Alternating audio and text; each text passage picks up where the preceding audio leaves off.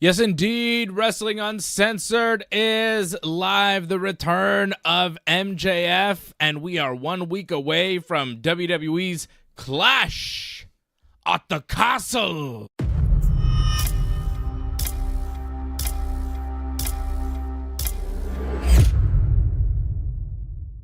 Ha! R.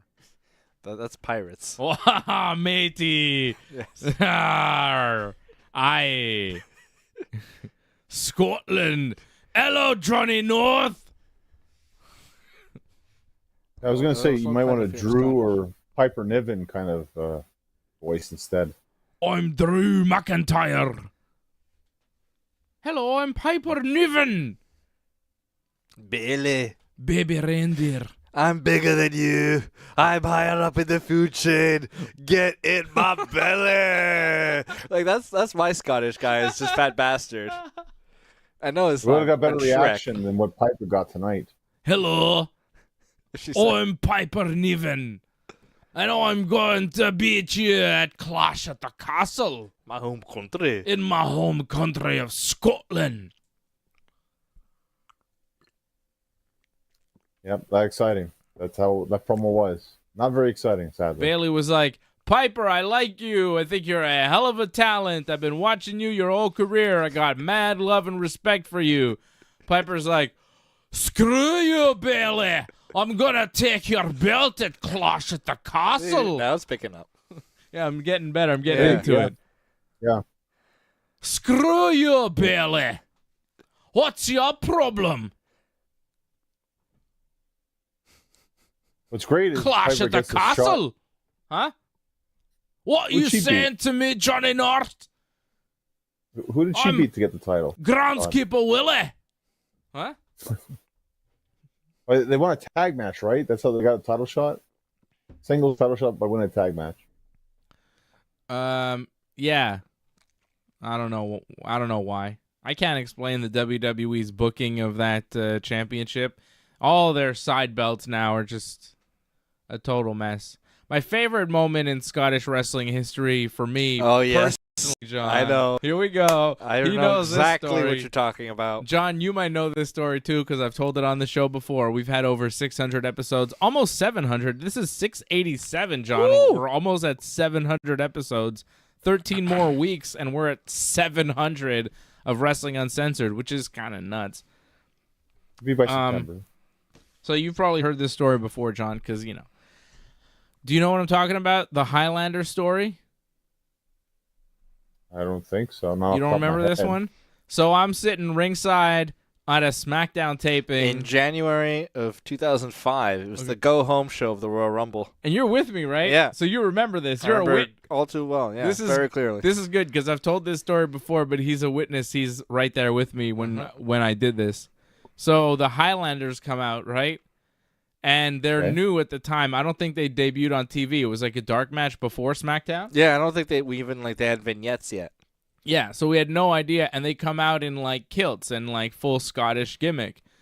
So I'm on the entrance ramp. So as they're walking by, they're all passing me. We flipped off John Cena. Right. He couldn't believe it. He was shocked. Like you could go back on SmackDown and see his face and see him go to the other side of the. He's coming towards us. He sees us. Oh, I was like, what year was this? 2005. Okay, so I was like, I don't know, Like, a teenager, right? So I'm young and I'm crazy, right? This is before the show even started, so you know how long ago this was, right? So we're flipping off Cena, we're Undertaker walked by, Eddie Guerrero came down to the lowrider. Big Show walked by us also. Yeah, it was a very fun, JBL. It was a very fun SmackDown Yeah. taping. Kurt Angle was there, I think. It was sick. So the Highlanders come out, right? And they're like a Scottish like gimmick tag team, but we didn't know who the hell they were at the time. So they come down the ramp, and I'm just leaning over the ramp, and the guy walks by me, and I go, This was Rory, Rory. not Rob. Robbie was the one with the red hair. Yeah, Rory was the bald guy. The yeah. bald guy. I remember the Rory. bald guy. And I go, who do you think you are? Rowdy Roddy Piper? And then he turns around, and he's dead serious, and he's pissed. Yeah. And he turns around and he goes, I am Scottish. I was like, what? So you're actually Scottish, so he's not. You're saying Piper's like fake Scottish. Like, it was weird. Yeah. I was like, who do you think you are? Roddy Piper? Because the only guy that does the kilt gimmick in wrestling at that point was Roddy Piper. So he comes out, Right. and I'm like, who do you think you are, Piper? And he turns around so mad. You remember, he was so weird. Like, I am Scottish. He turned, I am Scottish! And I was like, Okay. good for you. I don't know. Best of luck in your future endeavors. You suck, bro. The Highlanders never really made much of an impact. Where's Drew McIntyre when you need Actually, him? that's why they got fired. Because didn't Robbie show up at like a TNA in the Impact Zone? Exactly. And they point the camera at him like, hey, look at this guy, WWE superstar in the Impact Zone. And he kind of has a look of like, oh, I've made a huge mistake. And then they got fired. That's right. The Highlanders. Yeah. That's my favorite moment in my personal Scottish wrestling history. I am Scottish! That was the fun. Like, we repeated that to each other for years afterwards because it was so funny. Why was that guy so mad? He was so adamant that he was, like, real Scottish and Piper was not. And he was like, this is my gimmick. I should always be doing. Like, what the hell, man? My favorite moment from that show was Heidenreich came out for a match or a promo because he was going to wrestle Taker in a casket match. Oh, boy.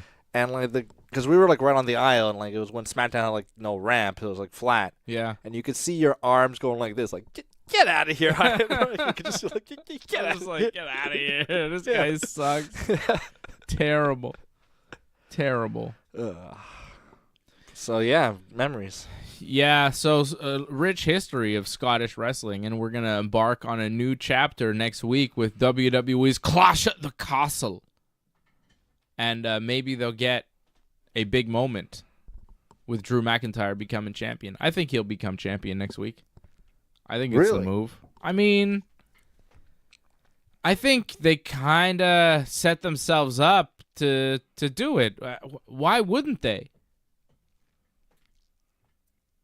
I just feel like, again, we talked about this last week too, with the whole Drew and CM Punk. You can only do that at SummerSlam if it's non-title.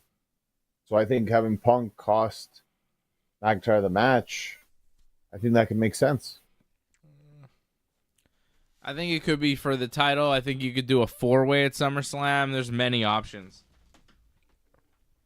It's pro wrestling, brother. Last week you were telling me, well, AJ Styles isn't #1 contender. He's got to go to the back of the line, Dave. You're crazy for saying he's going to wrestle Cody at Clash at the Castle. That's not going to happen. Crazy. And then what did I say, John? I said, well, AJ just beat up Cody, so next week Cody could be like, I want to fight you, AJ. And AJ would be like, give me a title shot. And Cody would be like, okay, let's do it. And then the match happens because that's what happens in pro wrestling all the time. And you're like, I don't know, Nick Aldis said. And then what happened tonight? Exactly what I said. Cody's like, I want to fight you right now, AJ. And AJ comes out and he's like, I'll only fight you if you give me what I want. Yes. He tried to do the old Dave Bautista line. And what he wanted was a title shot at Clash of the Castle, which Cody agreed to. And then Nick Aldis was like, okay. A lot of Nick Aldis tonight. John, so don't tell me what can and can't happen in wrestling because clearly I don't think it was a good idea to do this, to be honest. Like, I think you had the press conference. You didn't even have Cody at the press conference. You didn't hype this match at all. Like, this is not one of your main events. And this is the biggest match you pretty much have on the card, and you're not hyping it as your main event. I think it's Drew's ridiculous. match is the biggest match on the card. Cody's your biggest star. Yeah, but like it's special circumstances is he's coming home, Like Right. it's a special attraction that like it's like it's like Sami Zayn was like wrestling for a championship. It has like a special extra thing. Like, you know what I'm saying? Yeah. Drew's match is the main event. Yeah, Cody's just kind It's of a in sporting Scotland. act. Cody's match with AJ is just the second match in their series. It's just a good match to have because it's good wrestling. And you want to have Cody out there because it's a big show and you want them to see all your top stars. If you're going to go to Scotland, you want to give them a good show. So you want to give them a Cody Rhodes match because people that paid a lot of money for tickets want to see Cody Rhodes. So you want to give them all your top stars. And that's why Cody and AJ are wrestling at Clash at the Castle. But the main event, the main attraction, the big match, the one that you and I are even arguing about the finish, is Drew and Damian Priest for the world title, the Raw belt. I mean, that is clearly the main event. Drew is in his hometown. Like, come on. This is the big match. That's the one that everybody's talking about. That's the one that people care about. We know Cody's going to beat AJ Styles. We know the finish to pretty much everything, except Drew and Damian Priest. And it's in Drew's hometown. How are you even debating that that's the main event, man? Come on. Like, it's the biggest match. It's the one with the most intrigue. It's in the dude's hometown. Like, it's got to close the show. It's for one of the major belts. What are we talking about? Wait, you're not wrong there. I'm just saying that Cody's your top guy, and you're not putting him in the main event. That's kind of questionable. I think they only did this because they haven't sold out Clash of the Castle or SmackDown yet. They needed help sell it out, I think. They're only adding Cody to help sell out the show, you're saying? Well, they do it so late. You did the press conference without Cody. Now you're adding the match like a week before the pay-per-view or PLE. Mm-hmm. I think they're doing it because they haven't sold it out yet. I think it was always a plan. Because, I mean, we've talked about it. They don't do a ton of matches on these shows. So if you're going to plan out 5 matches, you're going to tell me that Cody was just thrown on there? Because if that's the case, then we'd probably wind up with a 6-match show, which isn't happening. I don't think anything got cut. I don't think this was last minute. I don't think this was done to sell tickets. I think that this was always the plan. The plan was always to do Cody and AJ the rematch at Clash at the Castle. They had that match at Backlash France, and then Cody went and did his thing with Logan Paul in Saudi Arabia, and now he's back with AJ going to Scotland. It's a feud that never really ended. It was a very good match, and they're doing it again. It seems pretty obvious to me what's going on here, John. Like, it's just they're throwing Cody on there. He was always going to be on there. There's nothing else that you could put on this show that really makes sense. There's not that much going on in the WWE. There's not that many major angles happening. Who's doing anything else in this company? You got Damian Priest versus Drew McIntyre. That's a thing going on. You got Bayley versus Piper Niven. That's like a minor thing going on in WWE. You got Sami Zayn versus Chad Gable. That's a running story. That's one of the longer things that they have going on. Cody Rhodes versus AJ Styles, which has been going on for a few months now. And then Bianca Belair and Jade Cargill, which was just made tonight, defending their tag team titles versus Alba Fire and Isla Dawn and Shayna Baszler and Zoe Stark in a triple threat tag team match, which is just like if they were gonna add Cody last minute, John, the match they would have cut would have been that women's tag match. But they didn't cut that. They just added that tonight. So nothing got cut. Nothing got added last minute. You know what I'm saying? Yeah. I don't think anything got added at the end here. And, wow, what a terrible, terrible match this will be. The women's triple threat tag team title match, I can't imagine being good at all. You had no idea who Albert Fire and Isla Dawn were. I did not recognize them, though. Albert. It's Albert Fire, John. I don't know what you're talking about. It's Albert from, it's Lord Tensai Fire and Isla Dawn. Matt Bloom. Yeah. Albert Fire, I think, is just when William Regal wears the dress, he's in the, outfit there. That's Albert Fire. Kind of mean. Kind of rough, actually, but... I'm not saying she looks like that. You. I'm just saying Alba Fire is that lady there on SmackDown. Albert Fire is William Regal in the dress. Like a Mrs. Doubtfire? Yeah, it's like a different person. Mrs. Doubtfire. Oh. Now that's a wrestling gimmick. Yeah, they never did that. But just who the hell are these people, and why is this match even on this show? This is a throwaway match. I don't disagree it's a throwaway, but they did make it make sense, though, with that promo they did, that Jade and Bianca wanted the match because they're like, oh, there's these two teams that are bugging us, and we want to take care of them both at the same time. So that kind of made sense. I don't agree with the idea of the match because a triple threat tag match is usually never good. And I can only imagine with them involved, like the people involved, this might be a disaster. But that's what they want to do. And they're pushing Bianca and Jade like crazy. They're on both shows this week. Like, they're pushing this like crazy. This is one of the top things going on. You're talking about there's not a lot going on. This is one of the top things going on in WWE. Yeah, we're seeing them a lot. But against who? You say it's one of the top things going on. Is it? They have zero opposition.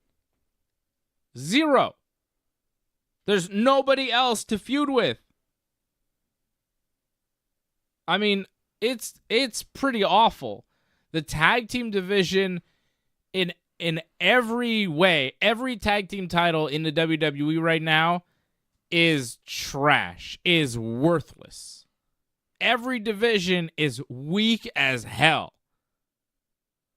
You say that Jade and Bianca are the biggest thing going on. Jade and Bianca are stars. But they're the tag team champions of what? You're only as strong as an opponent. They don't have any opponents. They have nothing. They got Albert Fire and Isla Dawn. Two people that have been in WWE for almost a year, and this guy who watches WWE didn't know who the hell they were. Yeah. Okay?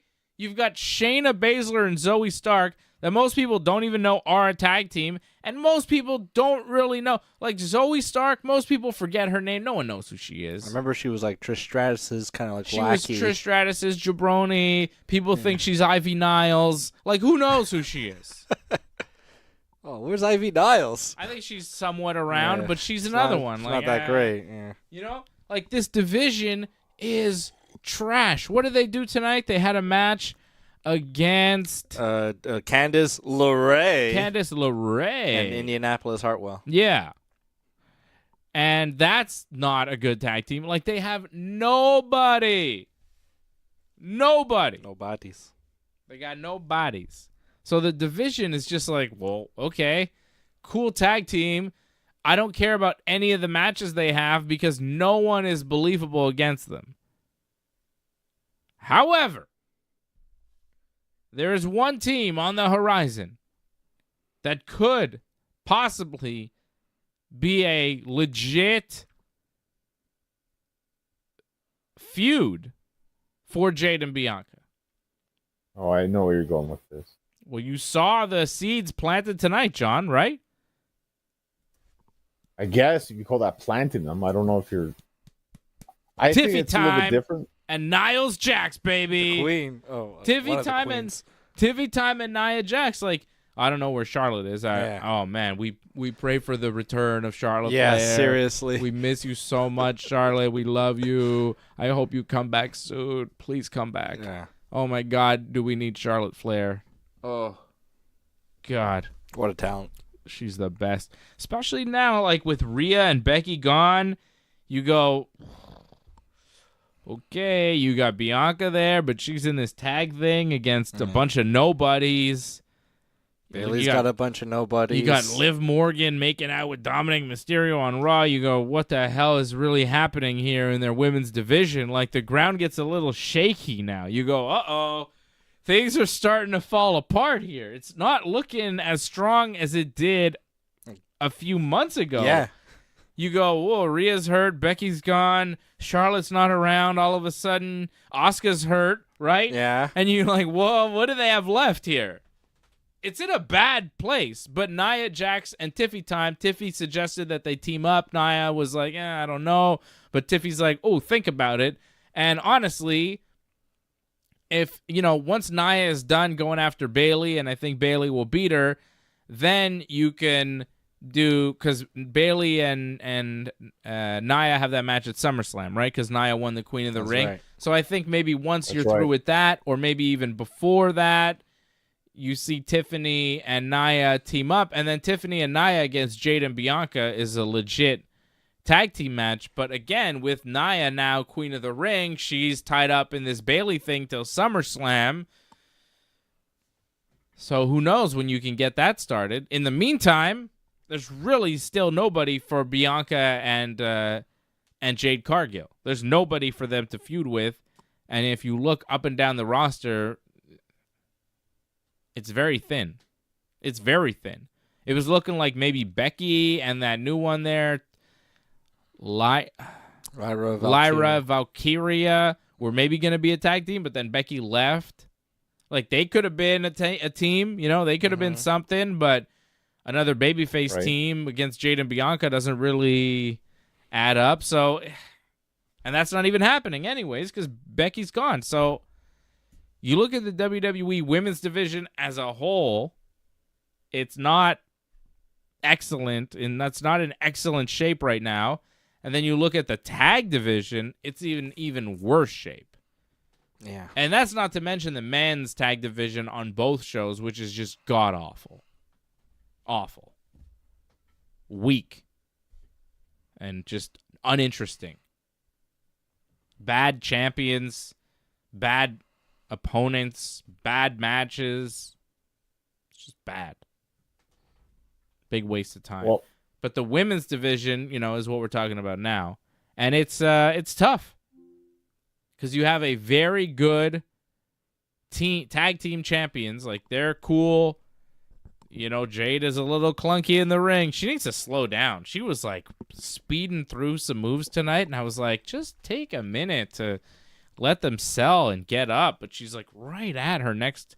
Like, she's going back and forth to Indy and Candice, and it's like, I don't know. She was a little. It's just too fast, and she's trying to be aggressive, but it just looks awkward because the opponents don't seem ready to take the moves. The timing was weird, but they're good. You know, Jade and Bianca are a good team. They're a strong team, but they got nobody. Like, who can you think of anybody? John, can you think of anybody in the WWE right now that you could team up and say, there's a threat, there's something? I think maybe, you know, Io and Kyrie. But even Dakota, if you want to build her up a bit. I think it'd be tough to sell Dakota as a legit threat. I think Io and Kyrie, you could make people believe it, but we have Kyrie and Asuka as the tag team in that group, and Io's kind of the single star, but with Asuka gone and Kyrie and maybe Io taking a back seat, they do Io and Kyrie. Because that's honestly their best option. Is there a better option that I'm missing, John?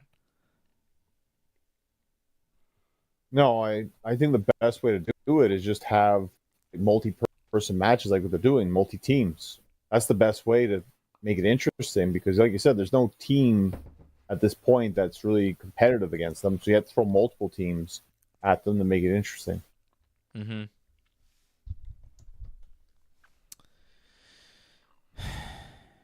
But it's not interesting. You know what I mean? Yeah, I'm sorry. Well, there's not a lot of interesting teams right now. That's the problem. Well, that's what I'm saying, man. Like, you can say, oh, you got to throw multiple teams at them, but that's still not interesting because the teams are all jabroni teams. So who cares?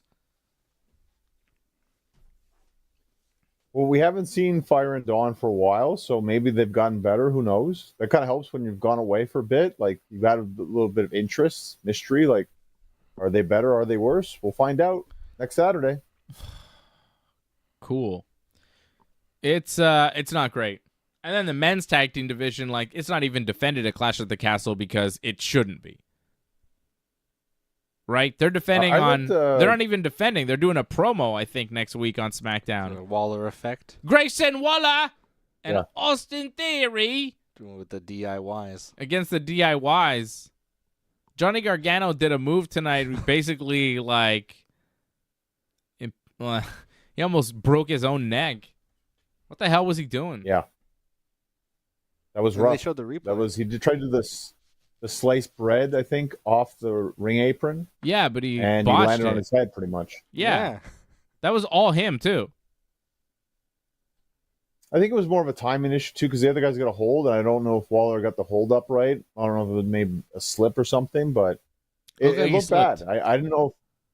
I didn't know if he'd continue that match, to be honest, because I was fearful for his shoulder, his neck.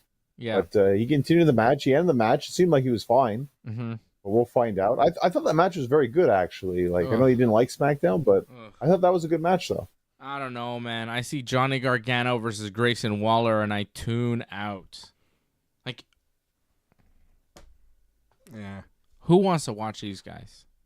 You see these guys, and you go, why am I watching these guys? I'm not interested in that at all.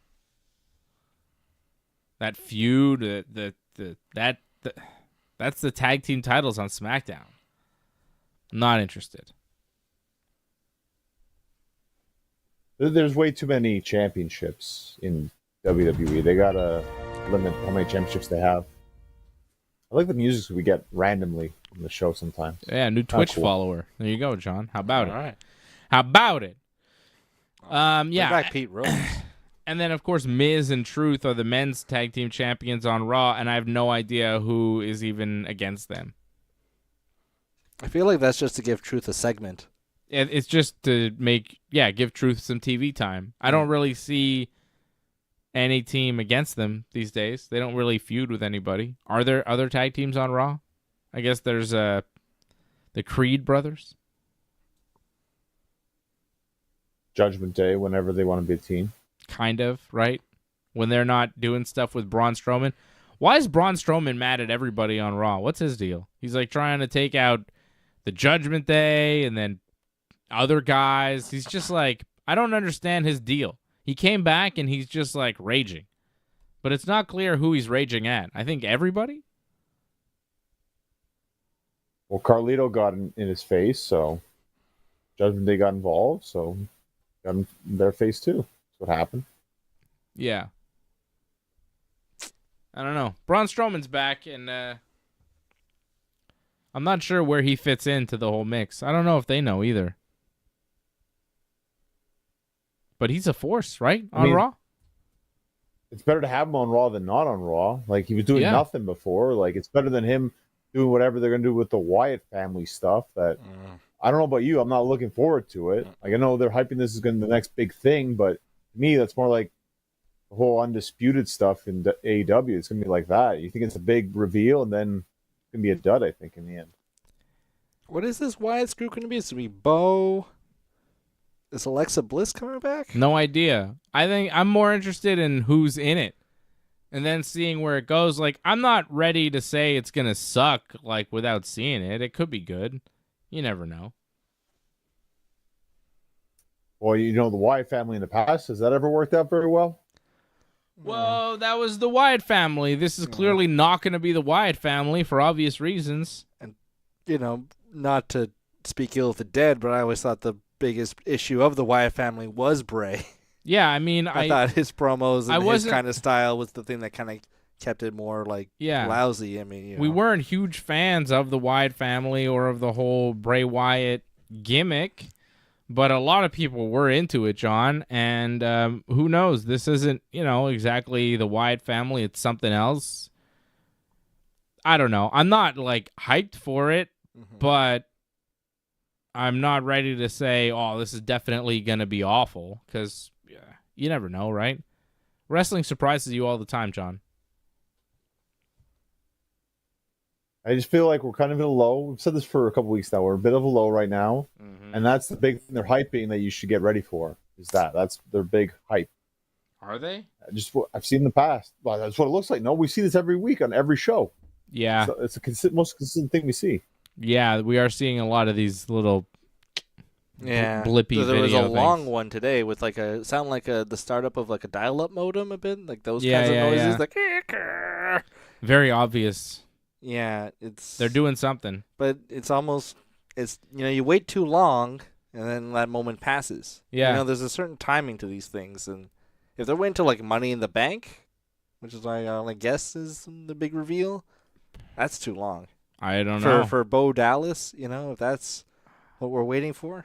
I'm not speculating on anything about that group because it's in the background. It just kind of happens. You see the blips, and I go, oh, yeah, whatever. Like, I don't have enough time in my day to care or get mad about any of that stuff. It's just like, well, whatever.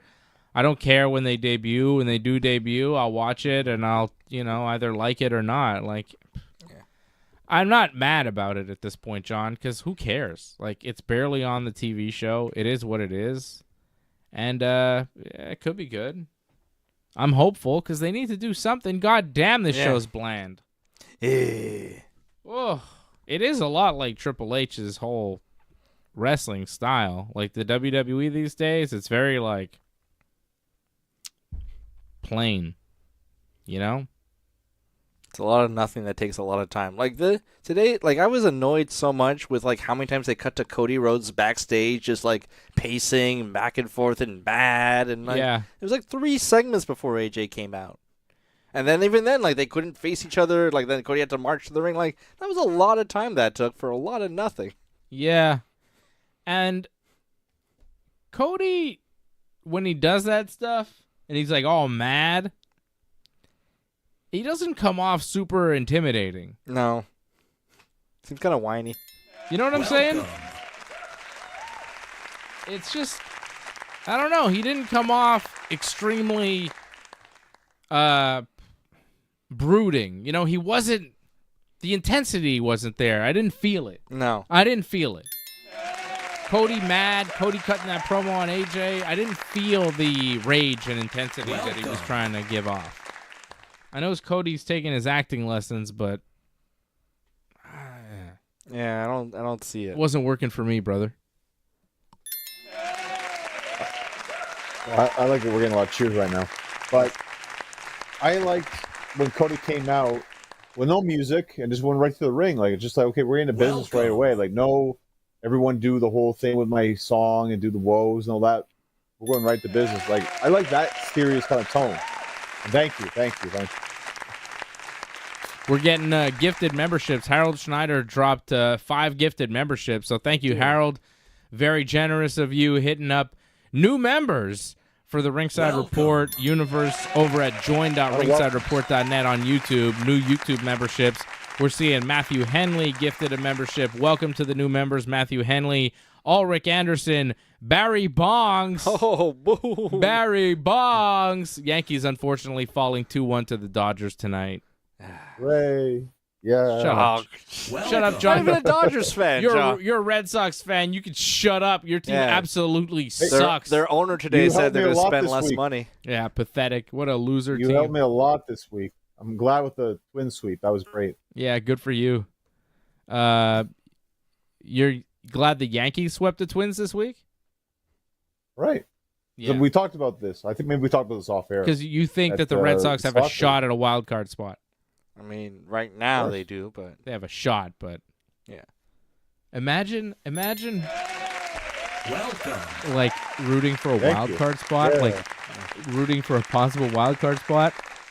What a jabroni situation to be in. Isn't it nice to not be in that situation? No. Go Yankees. I mean, there were some seasons where it was like, well, the Red Sox or the Rays were going to like clearly win the division. Yeah, I know. Yeah. I know. Shut up. Yeah, I know. Shut up. I'm trying to be a dick to John. I know. Stop fucking with me. I mean, the Yankees were having good seasons, but they were still like 12 games back at like some Rays sometimes years and stuff. Oh, God. So new members, Barry Bongs. Yeah. Courtney J, Johnny Boy. Oh. And then Angelo Contagonis gifted a membership to Gregory Hart. Oh. The Hart Foundation in the house, Gregory Hart. Look at all these new members. Angelo Contagonis, of course, a longtime member. Thank you, Angelo. Shout out to my man, Angelo. He says, Viking Raiders still a team. Both wrestlers are injured. Yeah, not much, not a lot of good that does for the Raw or I think Raw Tag Division. Gregory Hart, Raw. CSL Lorne, Johnny Boy, Courtney J, Barry Bongs, Ulrich Anderson, Matthew Henley. Of course, my main man, Harold Schneider, great supporter of the Ringside Report Network. Franco316, yes, the QR code stuff. That's the Wyatt family stuff we're talking about. Lior, of course, out in Moncton, New Brunswick. Lior, he says they split the tag team titles for no reason, and now it looks like they're getting ready to split the tag champs, Grayson and Theory. Right. You think they are? I don't think so. Not yet. They teased it. It won't happen, but they teased it. They've been teasing it, but I don't think it's going to happen right now. Jimmy James, Ryan Katz. So many members checking in tonight. My goodness.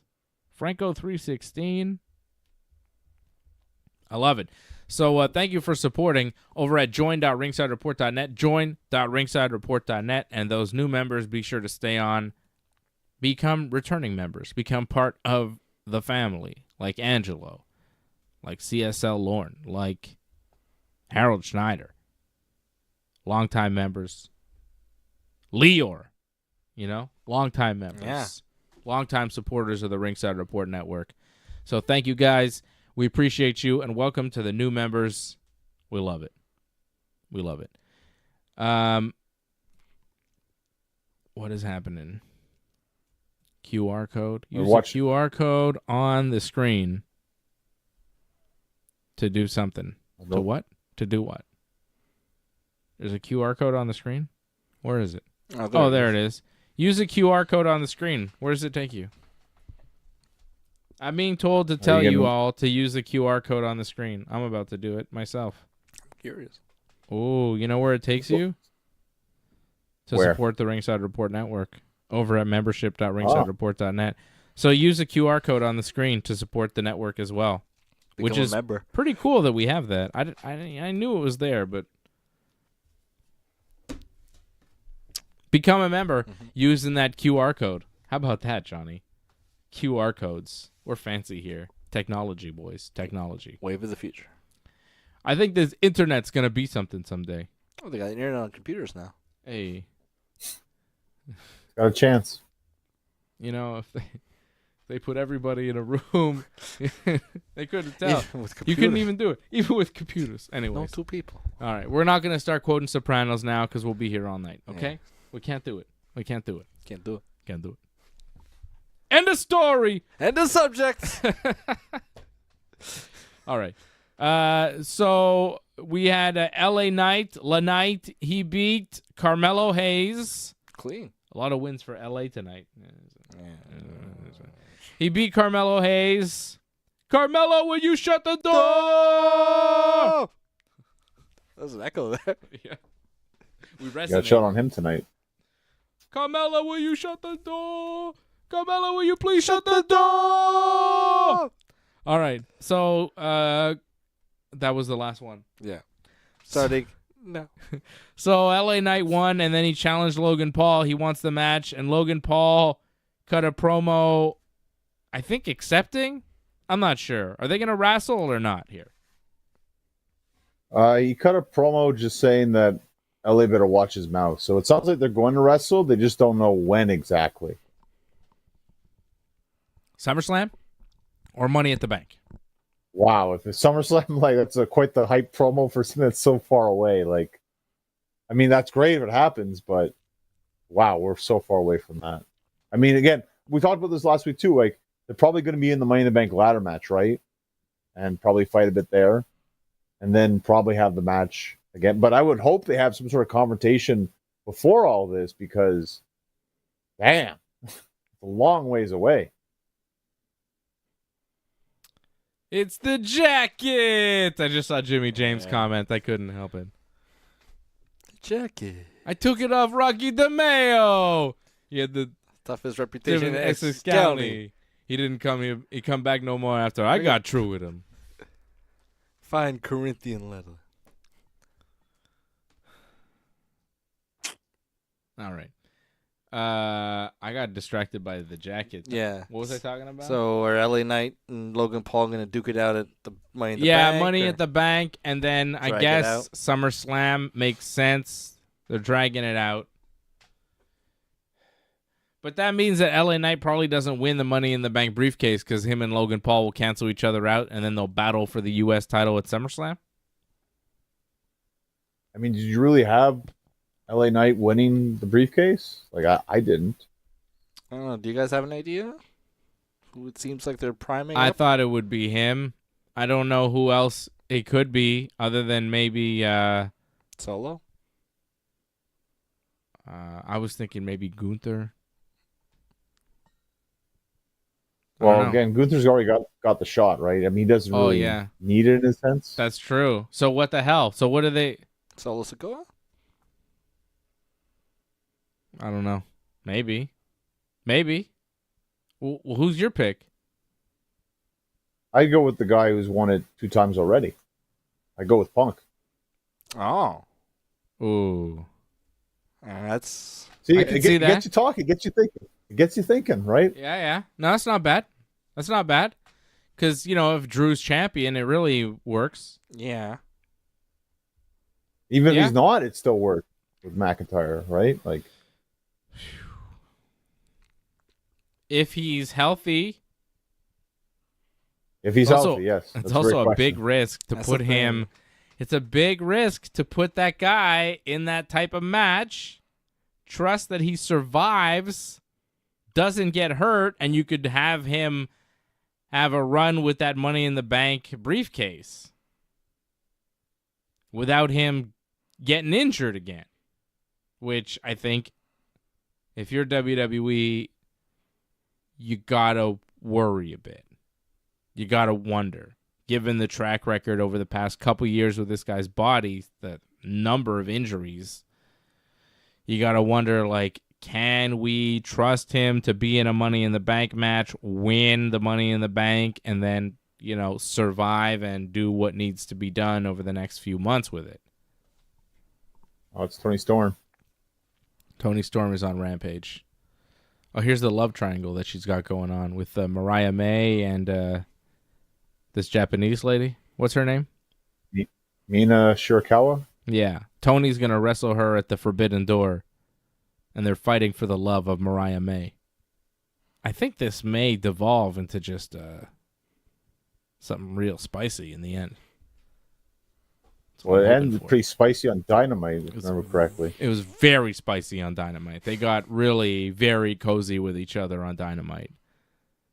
Mariah and Tony get real cozy, and this other girl, Mina, is getting real cozy too. Come into my bosom. And that, yes, well, that's it. I Mariah love that. Mariah put one of their heads in there and the other head there, and just kind of hugged them, and then put her head there and her head there, and that's how their promo ended. It's quite a love triangle they got going on. 3-lady love triangle on AEW. It seems very peaceful so far. They're fighting for the love of Mariah May. Whoa.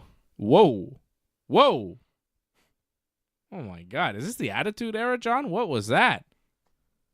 We saw a lot of Mariah May there as she exited the ring. Goodness. Giving each other the finger right there. Yeah. AEW Rampage going on as we speak. Ending, I guess. Yeah, I think that was the main event. Whatever that was. Whatever happened there? Well, Tony Storm should end shows. Makes sense.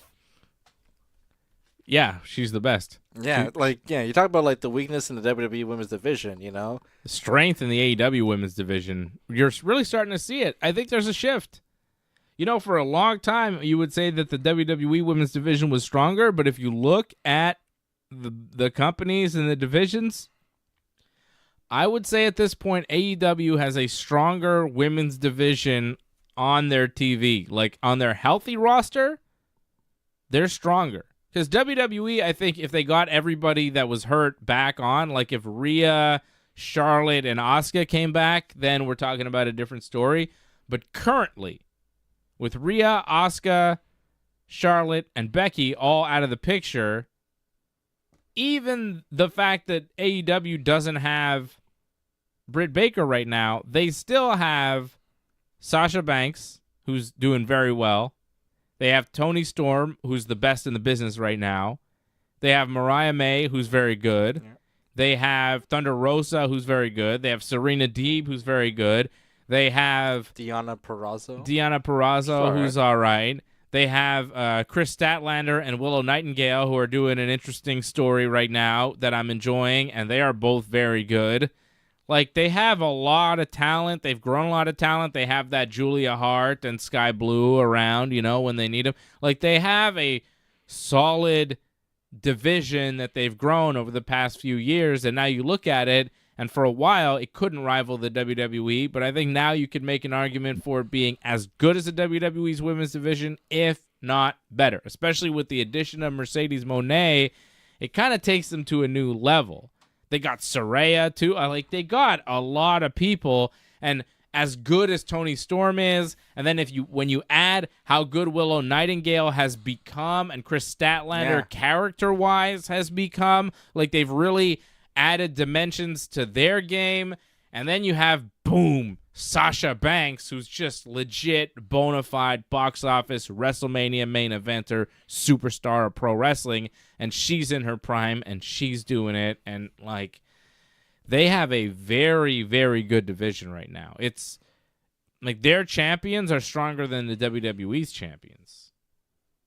No offense to Bayley, because I think Bayley is magnificent, you know? But she doesn't have a ton of opponents. The depth of opponents right now for Bayley isn't great. She's good, but like, you know. And then you got Liv Morgan on Raw, and you all know how they think about that. Where on AEW, your champions are Toni Storm and Mercedes Moné. Pretty good. Pretty good. So I think here, June 7th, 2024, this is the date where we can officially say AEW's women's division is better than WWE's. The hierarchy of power has shifted. Things have changed. The business has shifted. For now. Wait until Charlotte comes back, and then, you know. Whenever that is. And I mean, because she's a needle mover. Like, Charlotte comes back, it's like, boom, superstar. Because, you know, she's one of the top stars in the whole business. One of the greatest of all time. The greatest women's wrestler of all time. The greatest. Number one. No, there's no doubt. Like, love what you said right there. Very true, very accurate. Like, I agree, AEW. I think a lot of it is Toni Storm right now because we said it last week. She might be the best right now in all of women's wrestling. So the fact that she's excelling right now, and it doesn't matter who she wrestles. Like, it feels like every match is like you have to see whatever she's doing. Even on television, whatever angle she's involved in, you have to watch it because what she does and says, it can be very shocking sometimes. So it's like must-watch television. Exactly. And what about Mercedes Moné? Like, that's a star. Yeah, but we didn't see her this. I don't think she was on Dynamite this week, if I'm not mistaken. But wasn't she? She did a promo package, I think. Yeah, that maybe was it. Yeah, I think it was just a promo package about her and her opponent at Forbidden Door. They just did like a promo package kind of explaining their history, right? And it's title for title, so both titles will be on the line. It's not just the champion versus champion. The TBS title and the New Japan Strong title are both on the line in that match. Yes. And Mercedes did cut a promo, and I thought her promo was very good. I thought it was very strong. Those pre-tape promos that they do and using her in it, she was really good in it. It was a good segment. AEW's next pay-per-view is looking great. They have some amazing matches, and they have one match where you go, ooh, this is gonna be so good, and I really don't know what they're gonna do for a finish. And that's, of course, Will Ospreay and Swerve Strickland for the AEW World Championship. It's a pretty massive match. Anything else in WWE you want to cover, though, John, before we skip over to AEW World? Because, I mean, I think WWE had a pretty bland week. You know, we went over SmackDown, Solo Sikoa, just intimidating Paul Heyman again at the top of the show. You liked it, right? You enjoyed the Solo promo. Heyman doing his thing. I thought Heyman was good. He sells it well. But at this point, it's just Heyman being held hostage, and Kevin Owens is attacking Solo because he hates him for some reason. I've forgotten why Kevin Owens is beefing with these guys, and then he's got the Street Profits backing him up for no reason in particular. I don't know where Bobby Lashley stands in all this. Like, where is he with the Street Profits? He's not around. It's just odd, and Solo cuts these promos, and Heyman's there, and he's cutting a promo, and what are the fans chanting? Are they chanting for Kevin Owens and the Street Profits to come and whoop their ass? Or are they chanting for the guy that's not in the building? Roman Reigns.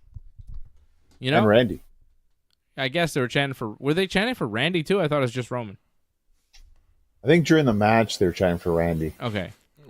But during the promo, they're chanting for Roman. We want Roman. We want Roman. Everybody wants Roman to come and kick these guys' asses. Because Solo has taken over as the tribal chief, and nobody thinks that Roman has allowed him to do so, and he's hiring all these goons, and he's taking Heyman hostage, and he's being a bad tribal chief, and he's really mean, when that's exactly what Roman was. Like, he was really mean. And he was also kind of these kinds of intimidating kind of promos. Yeah, he was also a bully. He also scared people. He also beat up his family. Like, he did all these things on a regular basis, but people thought he was cool, so they like him and they want him back. They just don't like Solo as much because he's just not as charismatic. He's charismatic. He's just not as charismatic as the tribal chief Roman Reigns. He's a good promo, but he's not as good a promo. He's not as seasoned. He's not as comfortable as the tribal chief Roman Reigns. That character, that guy, Joe Anoa'i, in that gimmick was excellent and a major star with a major aura. And Solo is not bad, but he's not Roman. And Kevin Owens is just there. He's a placeholder for Roman, which kind of sucks for Kevin because it's like when Roman comes back, what's he going to do? Like be buddy-buddy with Roman? That doesn't really make sense for Kevin's character, right? How does that all work? And then Roman, he's the guy everybody wants to see. He's not around. So in the meantime, they feud with Kevin Owens and the Street Profits. It's just very mid. I don't like when it's clear that these guys are feuding with somebody else, but that somebody else isn't around. So in the meantime, we'll just do this other stuff. When they do that, they show you that this other stuff that we're doing doesn't matter. Yeah. It's not relevant. It's just filler until Roman decides to come back off vacation, whenever that may be. It's not my favorite. I don't really like it. And for Kevin Owens, I don't think it's great. No. Right? No, because it makes the audience not take him seriously. They're like, if they'll just be like, oh yeah, well, he's not important. That's it. He's just waiting. Like, he's just there. The Street Profits is one thing, like, for sure, fine. Like, they haven't been treated seriously, like, ever. Yeah, but Kevin Owens, like, come on. Yeah, he was the guy that, like, well, maybe, he's going to wrestle for the title, or he's going to, they put him in more serious spots. But it just feels like sort of like pre-chewed bubblegum or something, He's the second or third. He's the third babyface on SmackDown, behind Cody and Roman at this point. And Roman's not even there. You would say LA Knight's a bigger baby. Yeah, Randy. Yeah, so where's exactly? So where's Kevin at? 4 or 5? Yeah. Yeah. Is he more over than LA Knight? I don't think so. Does he outrank LA Knight? I don't think so. Probably not, but I feel like they rank him higher in terms of the booking, though. A little bit. Yeah. But barely. He loses a lot. LA Knight does not lose as much as Kevin Owens does. I didn't think LA Knight was going to beat Carmelo Hayes clean. It was clean. Like, Carmelo Hayes tried to, like, hold the tights, and then I thought LA Knight was going to hold the ropes. Reverse the roll up and beat him. He just won. That was impressive. I think Carmelo hurt himself last week when he screwed up his line. I think they may have lost, like, value in him after that, I think.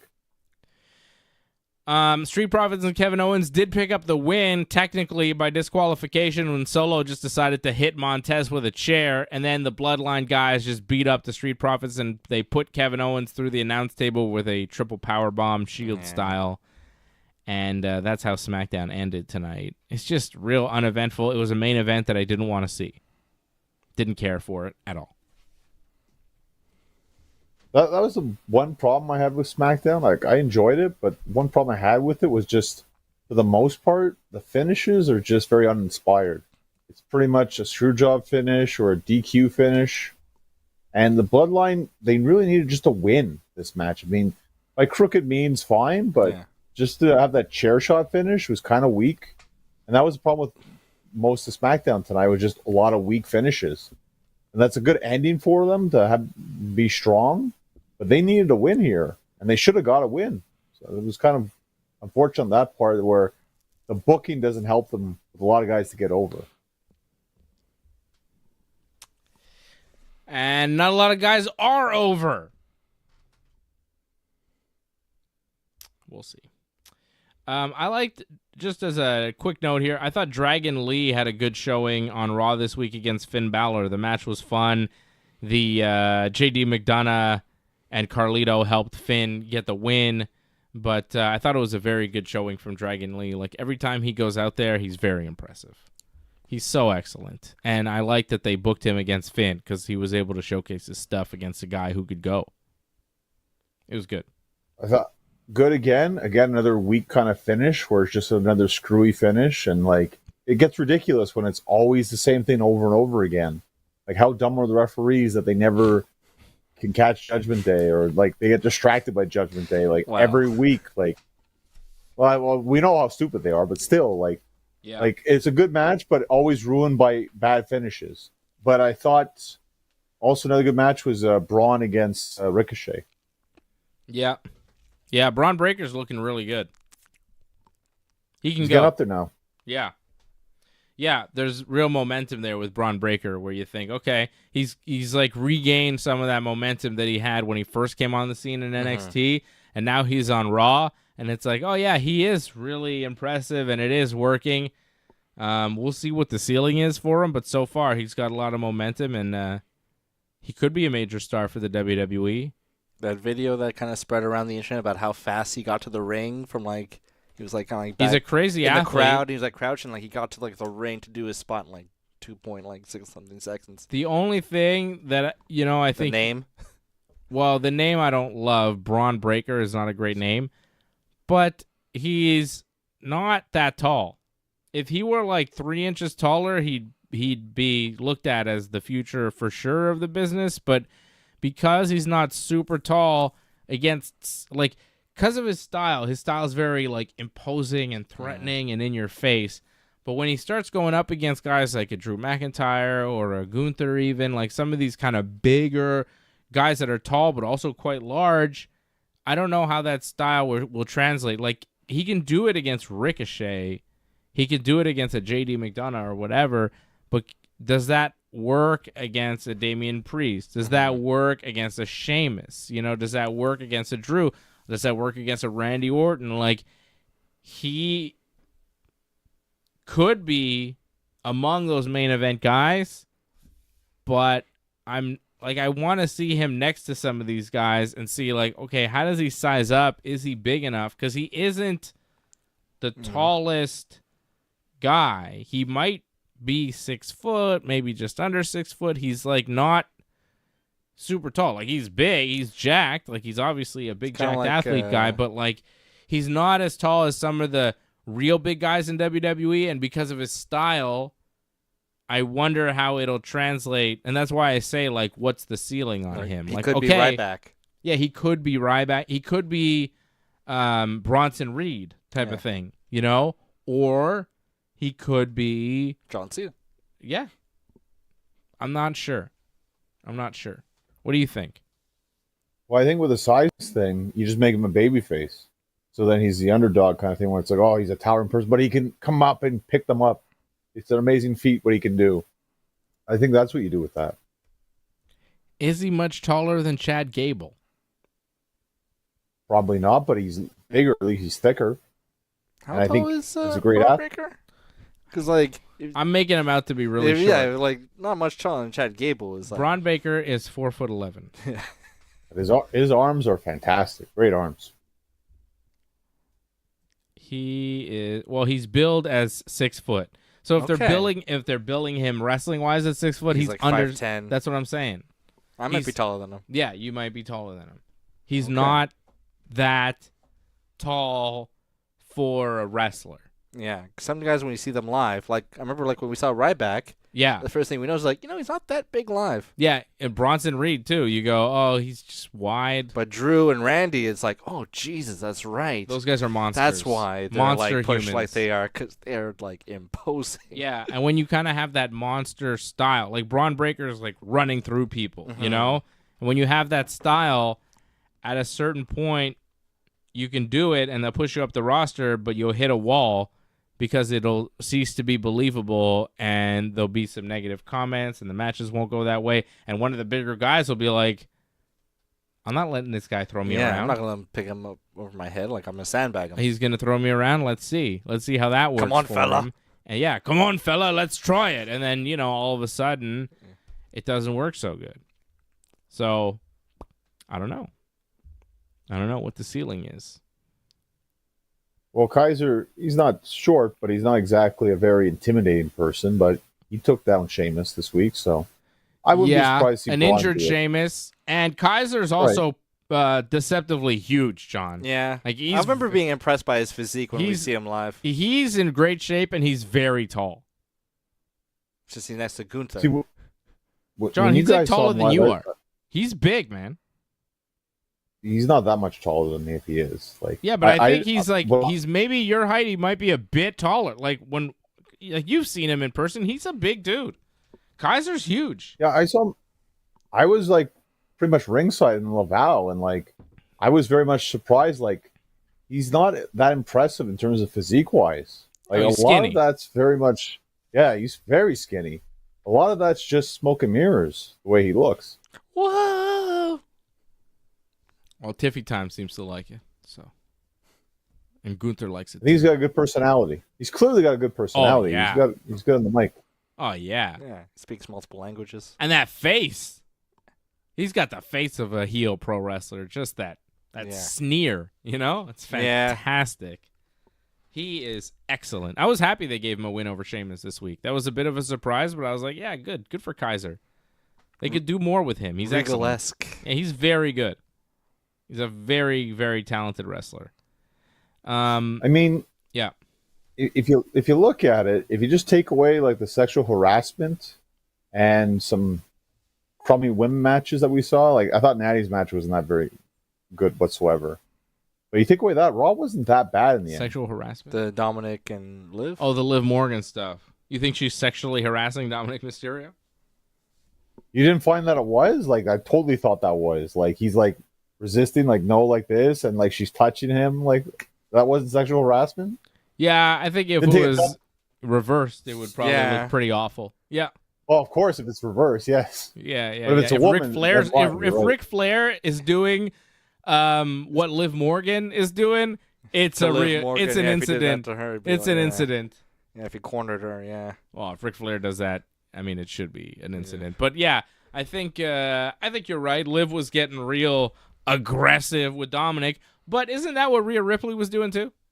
I mean, she didn't kiss him, but she did kind of, bully him into some sort of dominatrix relationship. I'm not really sure what the gimmick was. It was never clear. Yeah, that was the idea, I think, was that she beat him up until he liked it. That was pretty much the idea. Like, they were enemies at first, right? Right. Yeah. Yeah. I never really got how that all went down. What a journey they went on. Beautiful. Yes. Beautiful love story. Yeah, and Liv is still doing that thing with Dominic, and she's still doing that thing where she cuts promos and does the fake laugh, and it's really annoying. Oh, Becky. Oh, you thought you could beat me? Ooh. And I'm like, shut the fuck up, Liv. You suck. You know, she might be the first person to ever like welcome us without welcoming us to Monday Night Raw. Like, she had the opening thing and she didn't say that. She did it instead. She just laughed. Ha ha ha! Welcome to Raw, losers. Welcome to Raw. This is gonna suck. Yeah. So you don't want to change the channel? Welcome to Raw. You're gonna hate it. It's really just her parts. If you take away those parts and you take away Natty's crummy match, like, and I think there was also another tag match that wasn't that good too. I guess Jay and Bianca, it was okay, but it wasn't great. Take away those parts. I mean, Raw wasn't that bad. Carlito, Braun. Okay, now I'm starting to think about Raw wasn't that great. But still, there were some good parts to Raw. Take away the 90% of the show that sucked. It was not so bad. Yeah. It was all right. Take away an hour and a half, at least. Take away 2 hours of the 3-hour show, and it was pretty good. The commercials were all right. There were some parts of the show that weren't bad. Good job, John. I mean, what?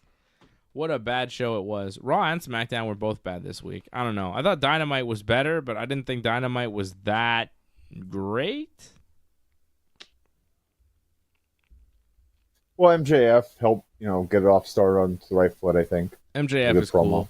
It's good to see a lot of people and kind of declare his intentions, right? MJF comes out and he's talking about Okada, saying he's got a bad physique. He's talking about Swerve, saying he can't talk. He's talking about Will Ospreay, saying he's got bad teeth. He's saying all sorts of stuff about all sorts of people, and those people are some big matches and main players in AEW that MJF hasn't been around. Like Okada and Ospreay both started in January, and MJF. And I think it was good to see MJF back. It was good to see MJF calling people out, but it didn't set up a whole hell of a lot except for a match with Roosh at Forbidden Door, which is really nothing. But at least we know that going forward, MJF is in the mix. I don't really know what it means, though, right? Because Forbidden Door MJF is taking on Roosh. Then the next AEW pay-per-view is All In Wembley, and MJF is going to have to win the AEW or the Owen Hart Cup to get a shot at Swerve's world title at All In. So we know that MJF is not going to wrestle for the world title until August 25th, which is a while from now. So does MJF wrestle Ospreay at All In? Unless Ospreay is the champion. So there are a lot of questions there. And I think, some of them will be answered at Forbidden Door, but some of them will be answered in time. But, Forbidden Door.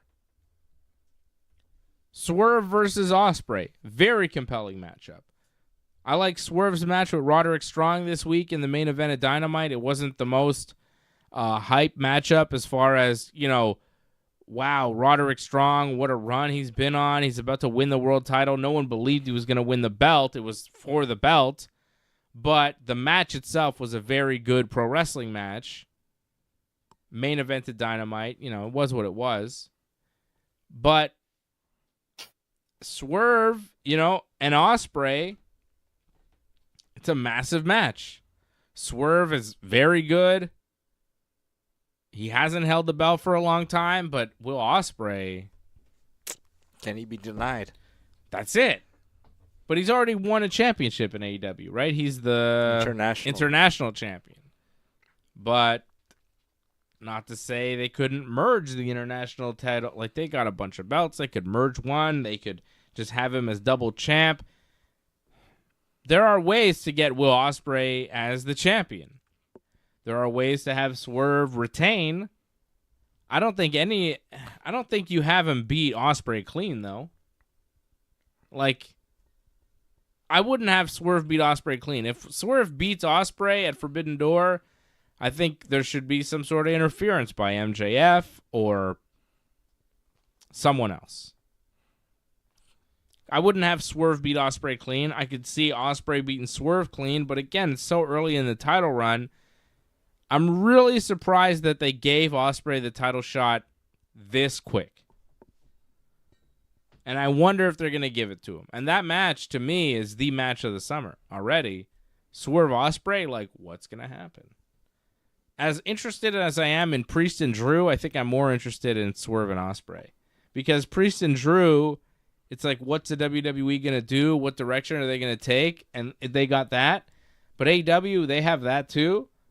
But they also have, oh shit, Will Ospreay and Swerve. This match is going to be sick nasty. Whereas Drew and Priest, I don't have a lot of hype for the match itself. No, like the wrestling itself, like the intrigue to that is the finish. The finish to Swerve and Ospreay also very intriguing, but the ride will be incredible. So I'm very excited for Swerve and Ospreay. I think it's the match of the summer so far. And I'm leaning towards Swerve retaining somehow. And then you could do MJF versus Ospreay one-on-one for the international title at All In England in front of Ospreay's people, which would be a massive match for Ospreay, and I think it would make a lot of sense. What do you think, John?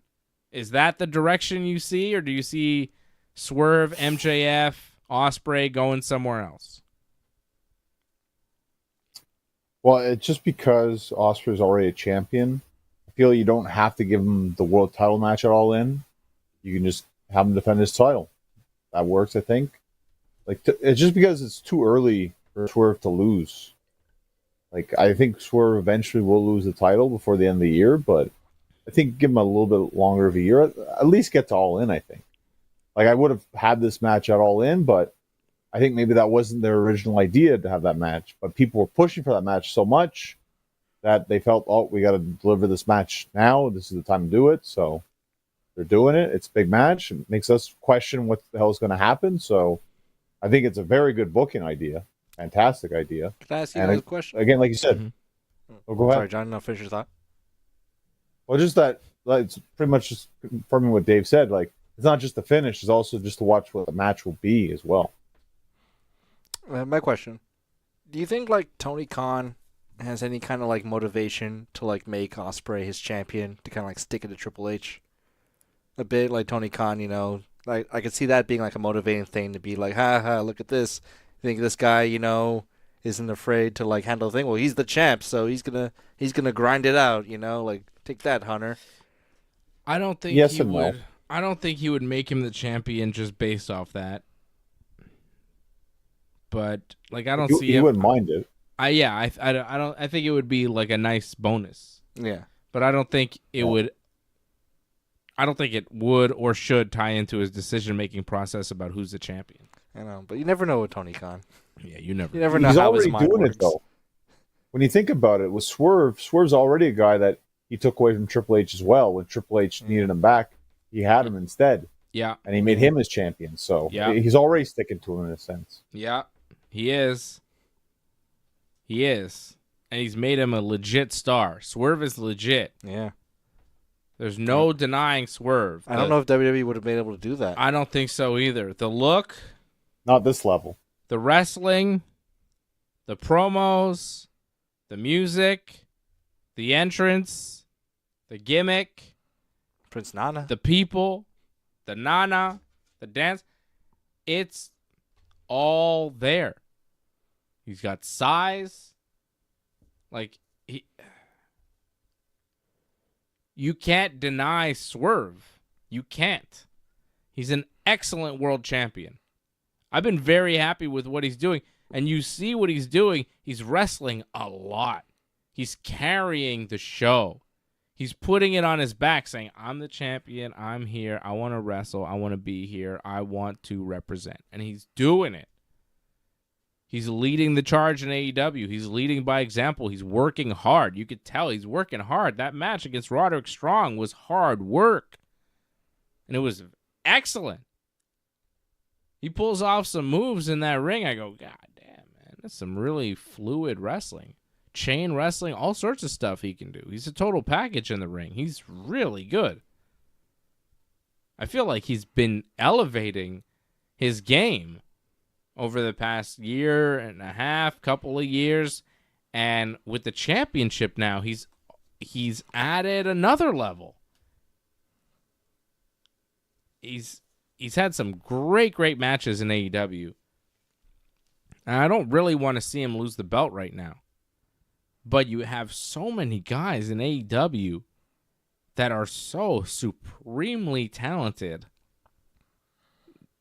that they almost overshadow the greatness that is Swerve. You have Will Ospreay. You have Kazuchika Okada. You have Bryan Danielson. And now, back with a vengeance, is our main man, Maxwell Jacob Friedman. Yeah. Like, and he doesn't want to take a back seat ever. When Will Ospreay comes out and says, I'm the best in the world, bruv, and then MJF comes out and he goes, no, I am the best in the world, you go, oh, yeah, maybe you are. I like the way he listed all the guys he beat. Name dropped Cody in there. Yeah. They beat Punk? I don't know if he named Punk. I don't know if he Beat named Punk him. twice. Yeah, I don't He think he didn't said name his him. name, though. No, too much. But, like, you look at Ospreay, and while MJF has been gone, you see what he's done in 6 months, and you go, wow, he's the best in the world. And then MJF comes back, and he starts talking, and you go, oh, shit, he's back. Maybe he's the best in the world. And then you go, oh, AEW's got some good-ass wrestlers, don't they? Yeah. Damn. Hell of a roster. The talent that they have right now, I don't know, man. Again, maybe the men's roster in AEW is better than WWE's too. I look at AEW and I see MJF, I see Will Ospreay, I see Bryan Danielson. I look at WWE and I see Solo Sikoa. Damian Priest putting me to sleep. Cody Rhodes pretending to be tough. Like, I don't know. I don't know. The main guy in WWE was a mid-carder in AEW. Cody Rhodes. Mid-carder. Never won the big one. He was a middle-of-the-card guy for AEW. New Japan, he was a middle-of-the-card guy. Yeah, Only look at WWE Swerve. made this guy a main eventer. He's not a main eventer. No disrespect. I'm just saying, like in all the other companies, you know? Yeah. But so much incredible talent, and now they're all swirling around Swerve. Swerve is there, he's a world champion. Ospreay is there, next opponent. Danielson is saying he's going to win the Owen Hart tournament, get the title shot at All In, and win the title there. So he's around. Okada, always a threat for the world title because he's Okada and, you know, maybe he'll win. And then MJF comes back, former champion, greatest champion in the history of AEW. They never had a better world champion than MJF. And he's back, and he wants a piece of the world title. Kenny had a good run. I like Kenny Omega's run. I think MJF was better, though, personally. Yeah. And then, okay, you mentioned the Best Bout Machine, who we hope will be back someday. And then when he comes back, oh, shit. And then, don't forget, Swerve, your old buddy Hangman will come back at some point, too. And then, hell to pay, brother, you know? John Moxley's already even. John Moxley's around, but he's IWGP champion. Yeah. He's in his own world. But, yeah, he's around. But I'm saying he's not really swirling in that mix. No. But in the mix, like, you got a lot of people. The world title scene is real crowded. And Swerve is in the center of it trying to hold on, trying to navigate those shark-infested waters. And MJF is back, and he's a fucking great white shark, baby. My God. Guy's a hammerhead. Just bam! Yeah. Straight ahead. So it's a very interesting world title scene right now, and they've got a hell of a match for Forbidden Door. Like I said, June 30th, Swerve versus Ospreay for the world title. I'll admit to you this, that I found Danielson's promo had the best moment for me on the show. When he was saying and talked about how, like, he lost and he lost and he lost. And then you heard a heckler yelled out, "'Cause you suck." Oh. That was great. I love that moment so much. I don't know if you guys caught that at all. I thought that was fantastic.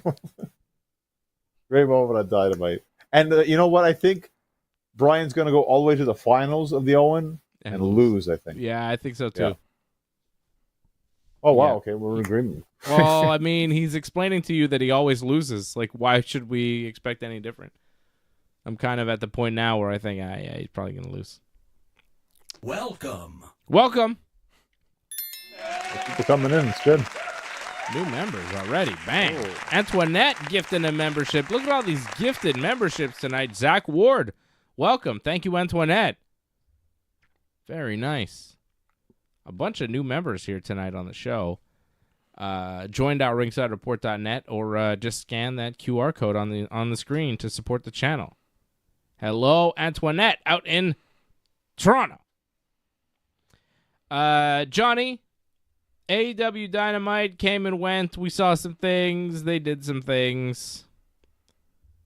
I don't know. What else happened? Mark Briscoe beat Brian Cage to qualify for the ladder match at Forbidden Door. I don't know how many men will be in this match, but Takeshita and Briscoe have qualified. The winner of the ladder match becomes a new TNT champion because Edge is injured and he had to vacate. How many men, John? Do you know? I think it's a 4-way. I think they said it's going to be a 4-way. Okay. Well, we'll see. We'll see who the other guys will be, but Mark Briscoe qualified this week, and Blackpool Combat Club was in full force again. Wheeler Yuta coming back after several months away due to injury. Wheeler, Bryan, Claudio, and Moxley beat some guys from CMLL. They're still doing that thing. It was an 8-man tag. Mariah May lost to Saraya, which was cool. Saraya making her tap out to I don't know what she calls it in AEW. It used to be the PTO. Yeah, the page tap out, right? She kind of like held them like this and she'd pick them up. Give her the PTO. I don't know what it's called in AEW. The STO, Saraya tap out, maybe? Maybe. Although an STO is a different kind of move. Correct. Well, I thought, again, Tony Storm kind of stole it on this one in terms of commentary. I believe she said AEW is where the tits wrestle. And we did see that, I felt, this week. Did we not? The boys play, baby. You're laughing, but that's what happened, though. That's what she said.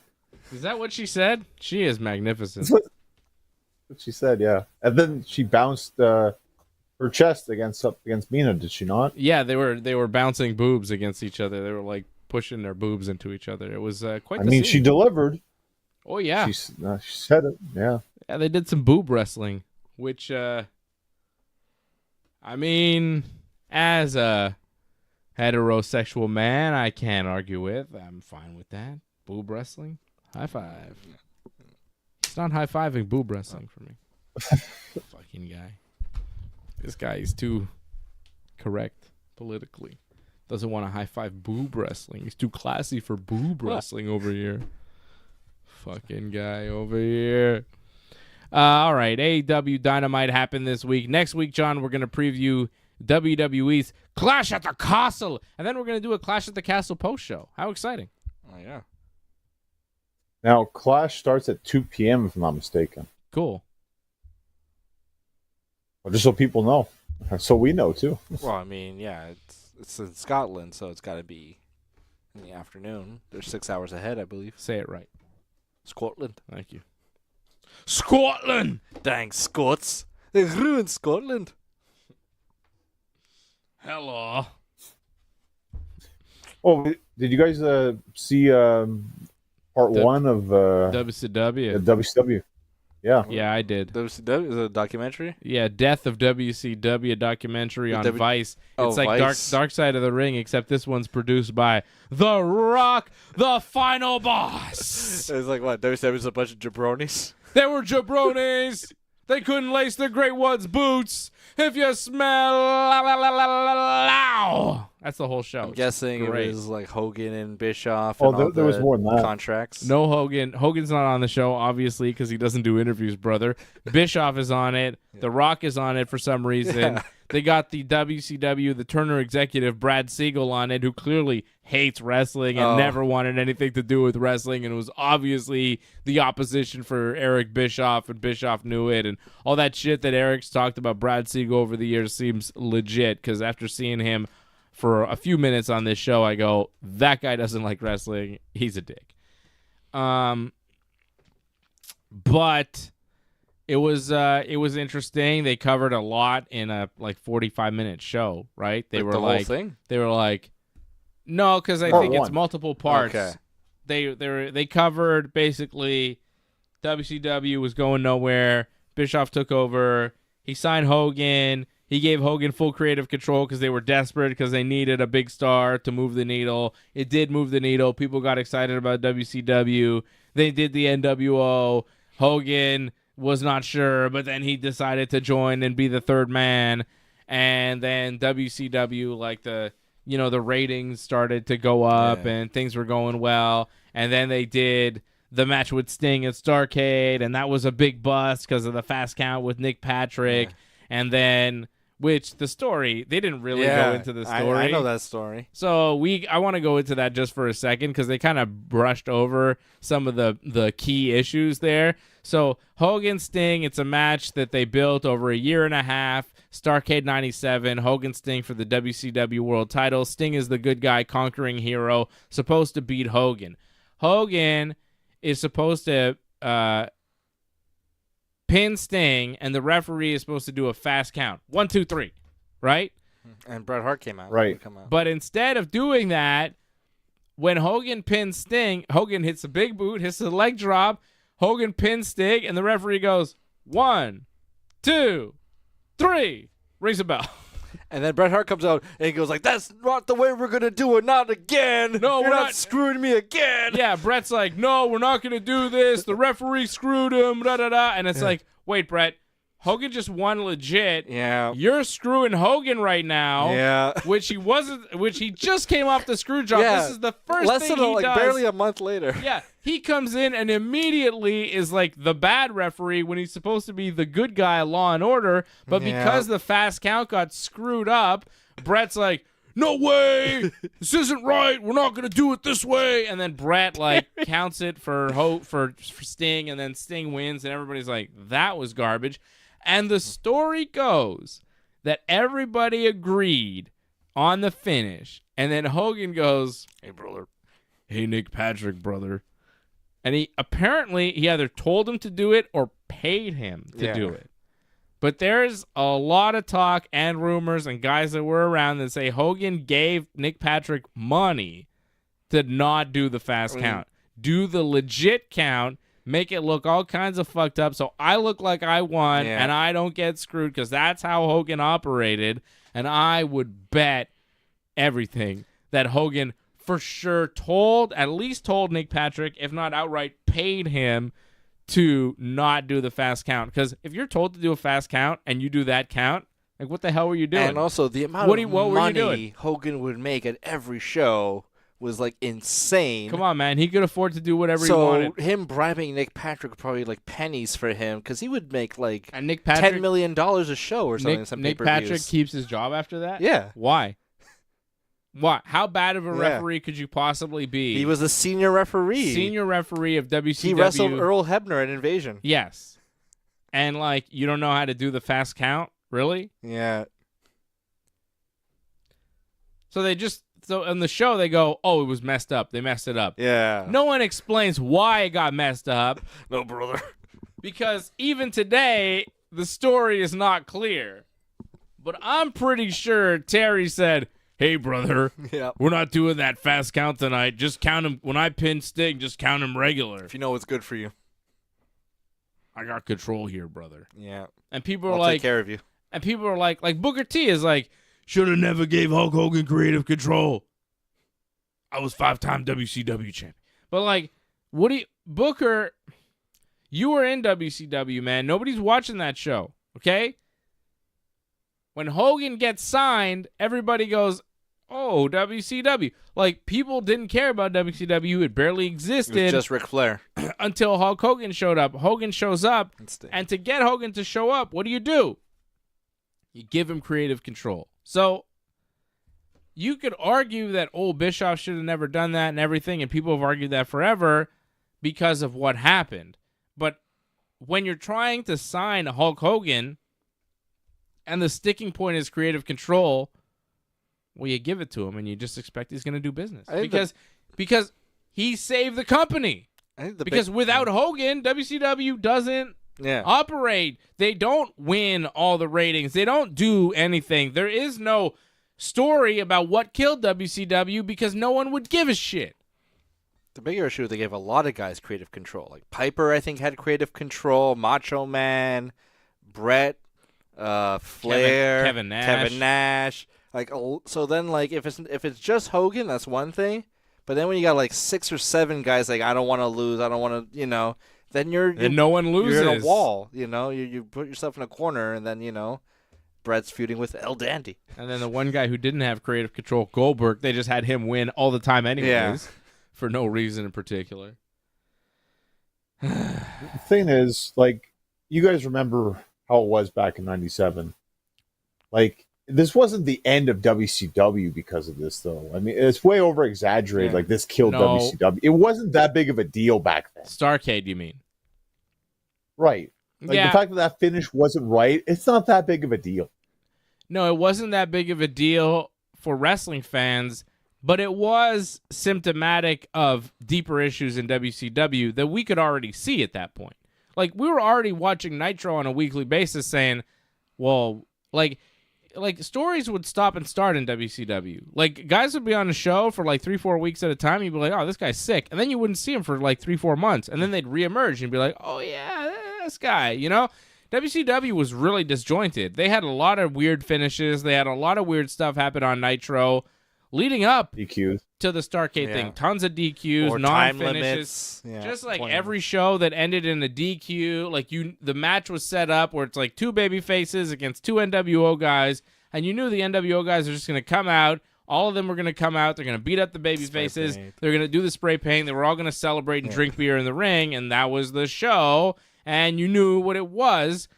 Like, you didn't expect a clean finish in WCW. You didn't expect a cohesive story because, like, Bischoff is all proud of the Sting and Hogan thing, which honestly dragged for a really long time and kind of was like, are they ever going to wrestle? Because it was just Sting's just Sting there. was just watching from the rafters forever.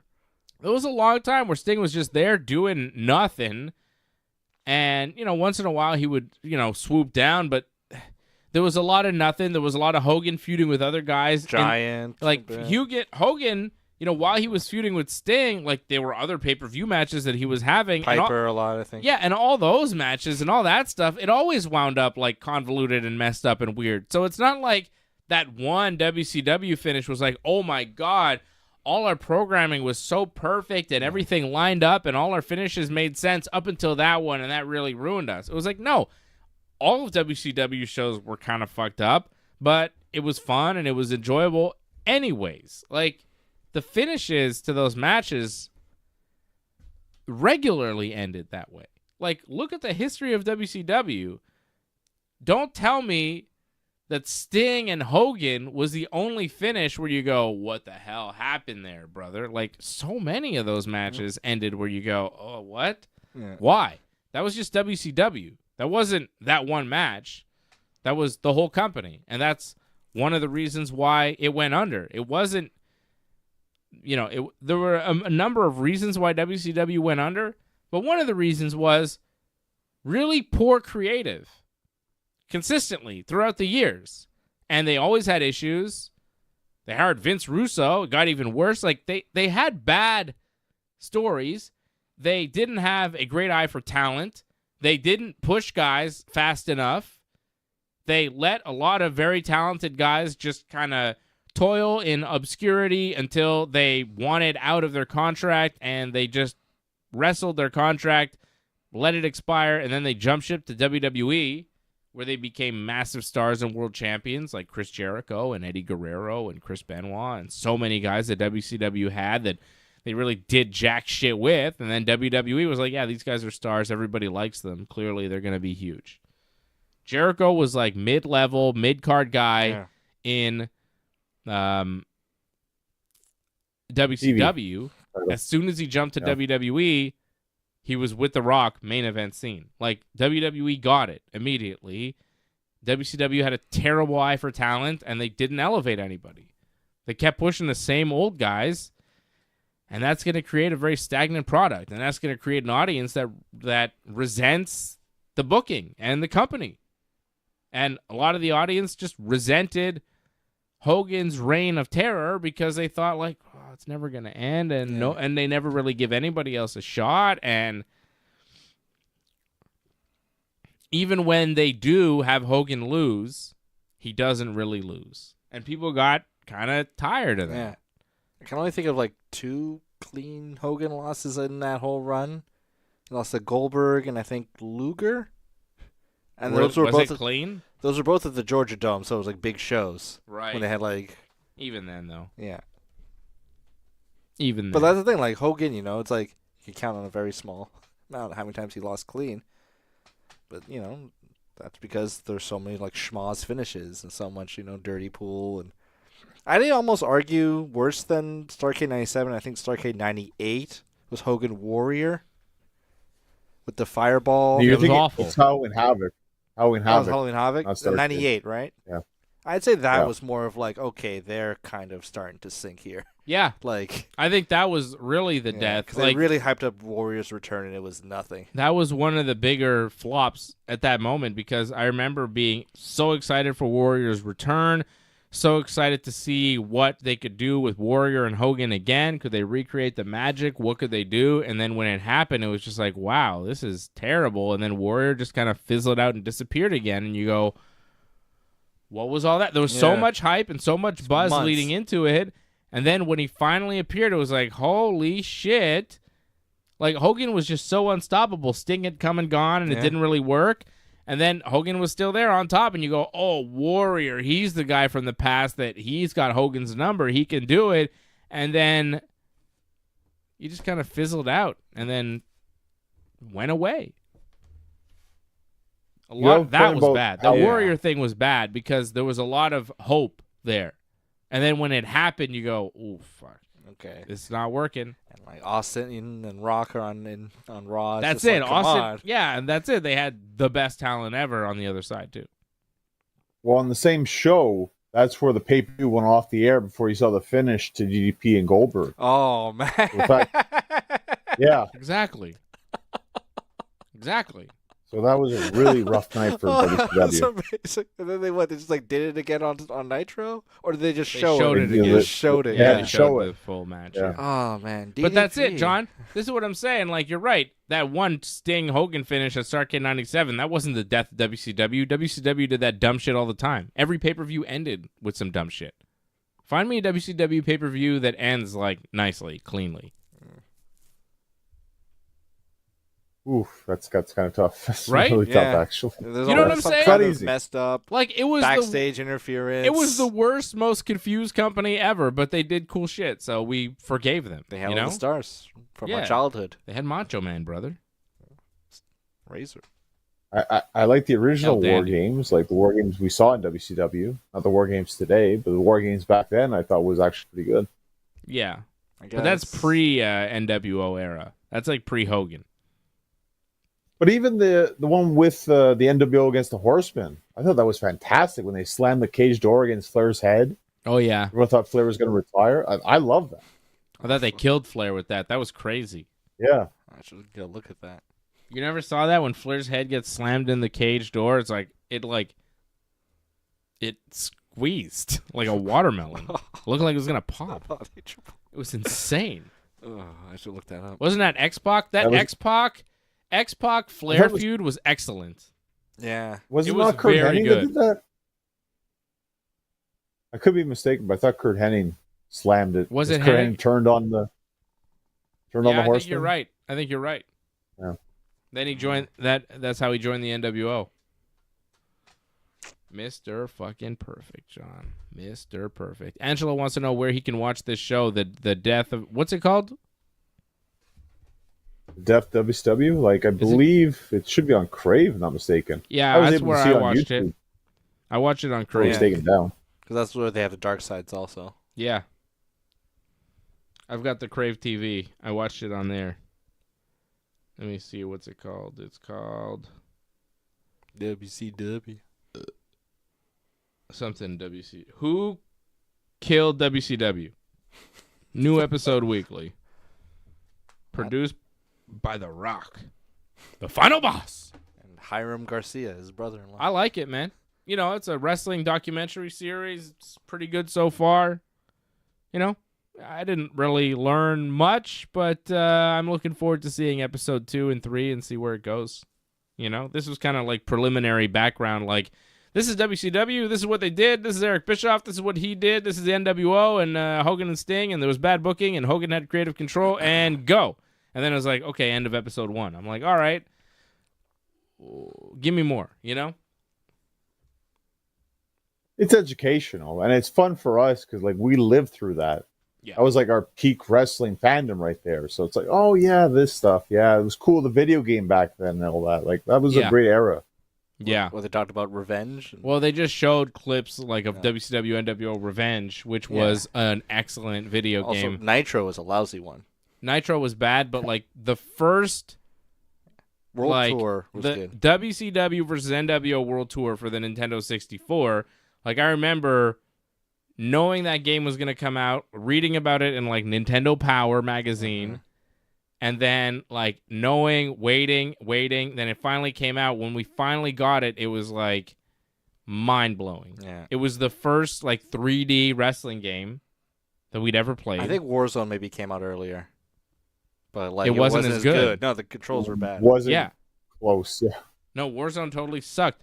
Yeah. This game changed wrestling video games forever, and it was a WCW game. And then they did WCW versus NWO Revenge, and it was even better. They like improved on World Tour, which was crazy. And they let the licensing deal expire with like Aki and THQ, and then WWF was like, "Hey pal, Hey pal, WrestleMania 2000, pal, can you make one of those cool WCW video games for us?" And they were like, sure. "Yeah, WCW for some reason doesn't want to do that anymore. They're pretty dumb, right?" And Vince was like, I remember when like WrestleMania 2000, I was like, "Oh, it's gonna be like Revenge, but with like Stone Cold." Yeah, and it was like better than the WCW game because it was story mode. Yeah, story mode. That's it, because it was newer and they had improved on it, and it was WrestleMania 2000, and by 2000, it was honestly that was a turning point, John, because like by 2000, WCW clearly had lost the wrestling wars, and WWF was killing the game, and when the new wrestling game came out, it was the cool engine of the WCW game that we all knew and loved, but it was souped up, better graphics, better roster, deeper roster with a story mode, and it was WWF WrestleMania 2000. It was not WCW anymore. Stone Cold, The Rock. And then we had a cool game with our WWF wrestlers that we could play on the 64.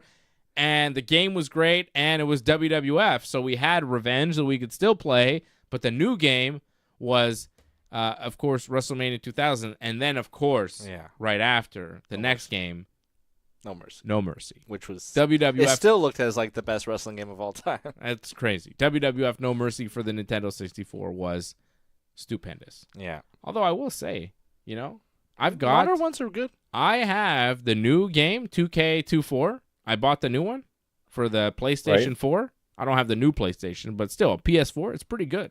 I really like it. Like, it is one of the best wrestling games I've ever played.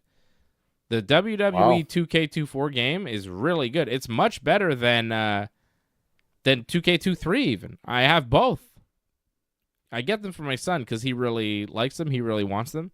So I get the game. Like, I never got one of those 2K WWE games, but I got the last WWE video game I'd played before this was WWE 13. Yeah. And then 10 years later, I got 2K23, and I was like, oh, this is pretty good. And then I got 2K24 because he wanted it, and, new roster, different, and it's really good. The entrances are insane. The entrances are unbelievable. People think it looks like TV. It does look like TV, Exactly. Yeah. It looks just like the TV show, but it's like just graphics. It's really It's a really good game. I love it. I bought the whole package to get all the other wrestlers and everything. I've spent money on this game because I play it with my son. And it's really good, too, because I just pick up and play it. Like, I'm not a guy. I'm not going to grind on a video game like some dudes do, like I used to before I had kids because I just don't have time, right? So I'm not that great at this game. I think my son plays a little bit more than me, and he's almost 7 years old. So now we're at a point where, like, I play the game against him, and I'm trying. Like, I'm not letting him win, and it's like we're playing against each other, and it's like a real challenge, and I'm actually having fun playing video games against him. So it's a good game for that. Like, I was like, wow, this is fun. Like, we're playing against each other. It's competitive. He could beat me. I could beat him, and it's like almost even. Maybe says something about my skill level. I don't know. Maybe says something about his skill level, quite frankly. He's pretty good at video games now. He's getting pretty good at video games. His reversals are quite good. Yeah, that's it. He's good at reversals. Like, he's good at the game. So it's a game that, like I said, it's enjoyable for me, an old guy, or a kid, and you could play it, with your kids and have a good time. And so the rosters are crazy, too. The roster is amazing. So deep. All the Hogans. Yeah, brother. I'm Hogan. I got to be so many. I'm Hogan. We also I like to be Elton Prince a lot, too. Yes, boy! Where are those guys? Talk about tag team division, man. Where's Pretty Deadly? Well, you should watch Main Event more often, I guess. Is that where they are? Sad. That's terrible. I don't. Oh, at least they're getting a good paycheck. Apparently, bare minimum is like $300,000 a year, so they're still making good money. Yeah, I mean, that's cool and all, but I'd like to see them on TV. I don't care how much money they make. I want to see them wrestle in the tag team division because the tag team division sucks, and those guys are funny. At least they're funny. Yeah, but they're heels, though. Heel champions. Doesn't work. Right. Weak. And yes, Angelo, I did hear that Vince McMahon is barred from WWE HQ, which makes sense. He should be barred. He's done some nasty things there. He's a menace. He's under investigation. The DOJ is looking into it. They should keep him out of the business. It's smart. And yes, Jason Pete says WCW versus NWO Revenge and World Tour were the best. They were. I remember at the end of World Tour when you can fight. You have to fight Muhammad Ali. They called him Joe Bruiser, but it's like Ali, and he has he just punches, but it's like knockout power. Yeah, that was cool. He was very good. He was the best one. And they had I think Macho Man. Kevin Nash was really good at World Tour. Man, when Revenge came out though, and you could have Goldberg, and you could just spam spears. Oh my god, Goldberg was so cheap. Oh my god, Goldberg was such a dick in Revenge. Like, it was just spears constantly. Aki Man was the best. I like Salad Pin. Oh, that was in World Tour. That was Abdullah the Butcher, I think. Yeah, Salad Pin. Salad Pin. He was good. Dr. Frank in Revenge. Yeah. It's like a zombie kind of thing. Yeah. They're like the creative guys. Hanzo Man. Yeah, they had different extras and fake guys. It was cool. And, what a cool game. Glacier was kick-ass in Revenge, I remember. Oh, Glacier. Wrath. Oh, Wrath. Oh, yeah. Wrath was an unfinished character, but you could unlock him somehow. I forget how, but you had to wrestle a certain for the championship at certain times or something. Yeah. But the thing about Revenge is I remember all the guys had the same entrance music. They didn't have any kind of production. No personalization. Nothing customized. Great video games. Great times. Classic. If you didn't live through those times, you didn't live through the best times on earth to be a wrestling fan. It's just, I don't know. It was the best of times. It was the blurst of times. I feel bad for anybody that didn't get to grow up during the Attitude Era because, my God, did we have fun. Yeah. If you're a wrestling fan and you weren't in it during the Attitude Era, you weren't playing those video games, you weren't watching those shows, you weren't going to the movie theater sometimes with a big crowd for man. pay-per-views. Those were the days for pro wrestling. Those were some awesome times. I mean, we're having good times now in pro wrestling, but I think we look at it nostalgically because we were kids too, so there's that element to it. But god damn, those are good video games. Just everything, the production signature at the beginning of Attitude Era, the vibe, and the theme song, the wrestlers, the wrestlers we had. But it was when Raw would start with the and the Yeah. And JR and It was everyone's great. got signs and it's like, hey, tonight Stone Cold Steve Austin. It's like, yes. Every week. Everything you could want is just like in the first 2 minutes they're like, hey everybody, like you're not going anywhere. Well, how about this? You know how The Rock, when he comes around now, he's so good and so electrifying, and he just makes everybody pale in comparison to him because they all kind of suck compared to him. The version now of The Rock, as good as like the final boss is and was, Final boss is good. he pales in comparison to the People's Champ, the guy with the hair that was rocking in '98, right? Yeah. So that guy was on every week in '98, and he was like really good, but you're like, is he as good as that other guy, Stone Cold? So that's what we had back then. Yeah. Like The Rock now, when he comes around, you're like, oh my God, that's what a wrestler's supposed to be. He's so much better than everybody else. And then back then, you're like, oh, he's really good, but man, so is Stone Cold and Mick Foley. Mankind, and it's basically between those three guys. People want to say Triple H and Undertaker, but they weren't really a part of it. No. Undertaker, the Ministry, and all that. No one cared about those guys. No one cared about those guys back then. WWE won't tell you that, but nobody gave a shit about Undertaker or Triple H back then. All people cared about were Stone Cold, The Rock, and Mankind. Those are people that people loved. Everybody else was just around. You know it too, John. Am I wrong? Stop me when I'm telling lies. Well, when Brett was still there, Yeah. and even Shawn, as much as I think Shawn's was still a rotting corpse. But once they back then left, he wasn't. Yeah. like after Survivor Series 97 and then after WrestleMania 14, when Brett and Shawn were gone, like in the real Attitude Era, it was Austin, Rock, and Foley.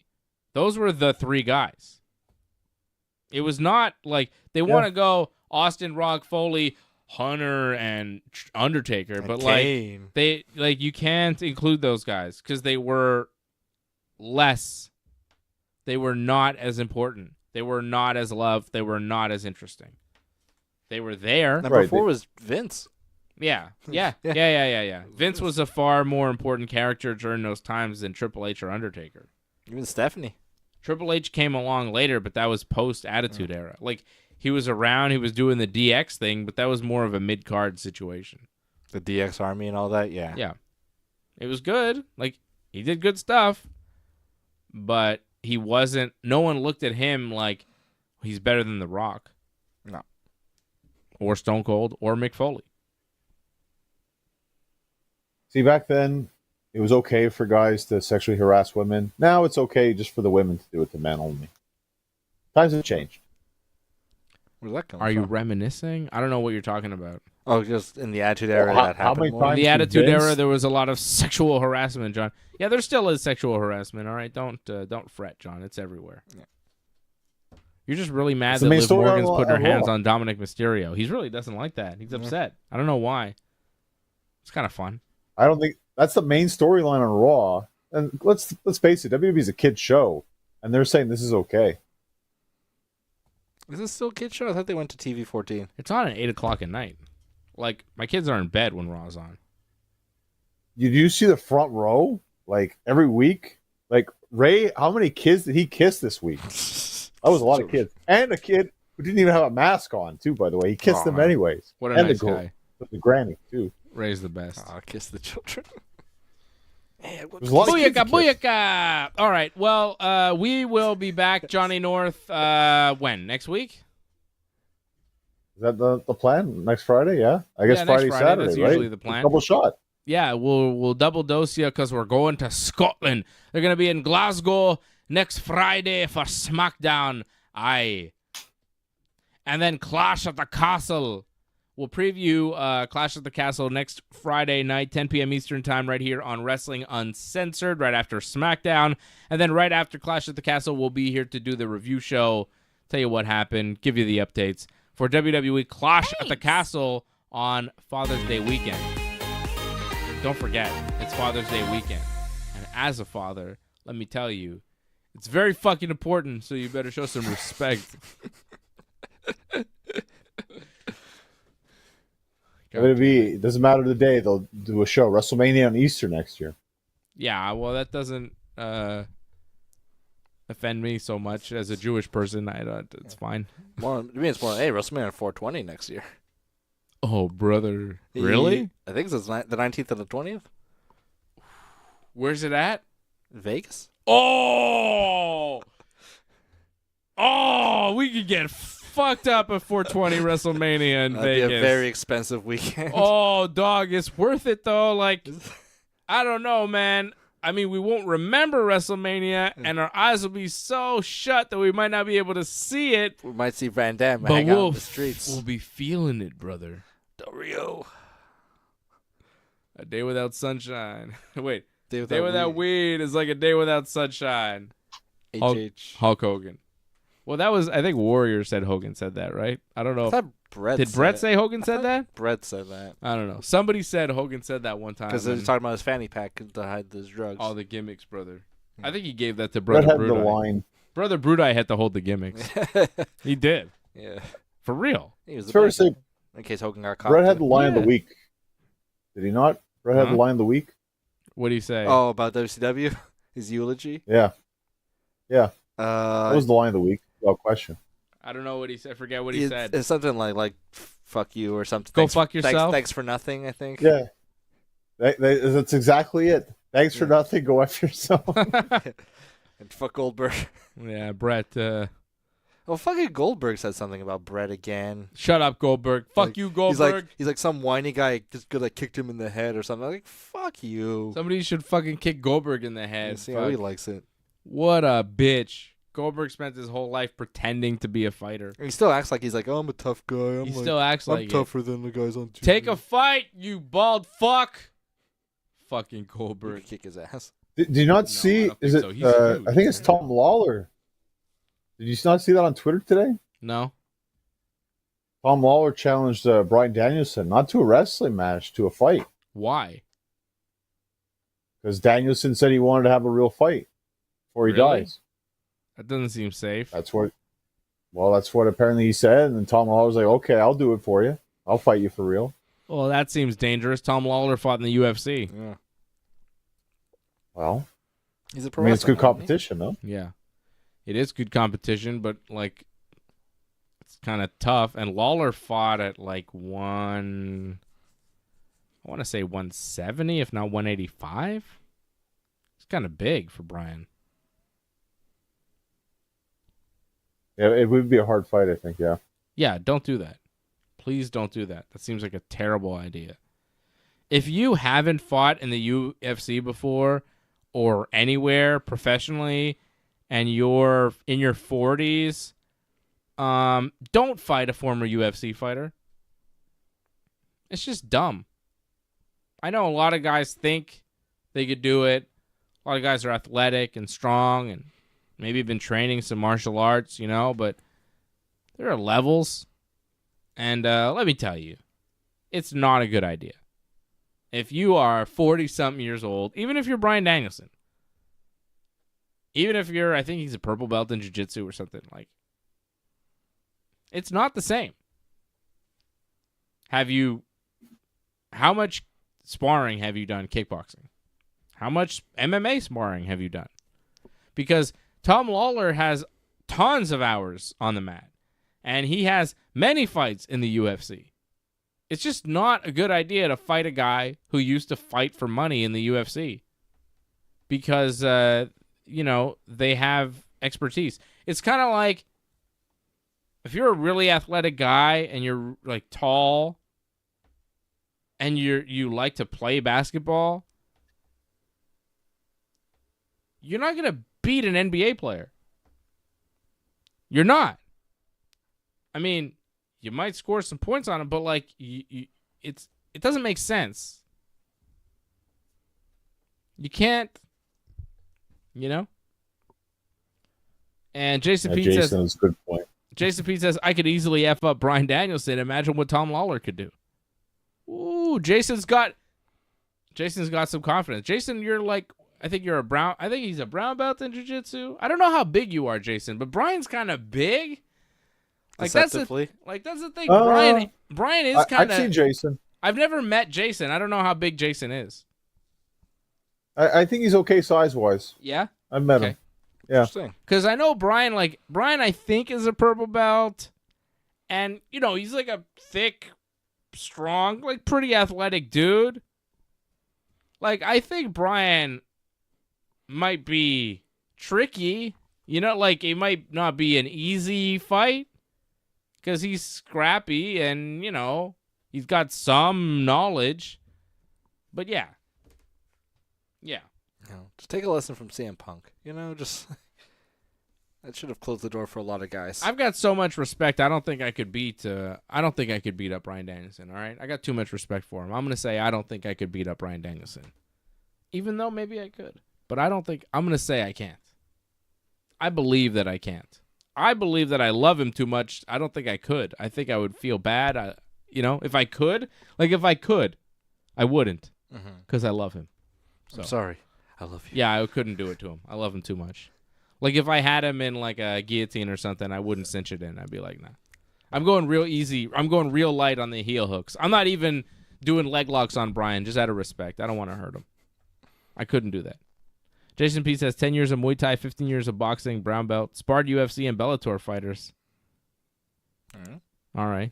Well, there you go. I mean, and Jason, you know, right? Like, there's levels, right, to... like training and doing these things and then going with, you know, UFC and Bellator fighters, guys at a professional level. Like, it's tough, man. They're legit. There's a reason why. Like, you don't make it into the UFC for no reason. You don't get signed to a, you know, 5-figure contract, 6-figure contract sometimes for no reason in the UFC. These guys are legitimate fighters.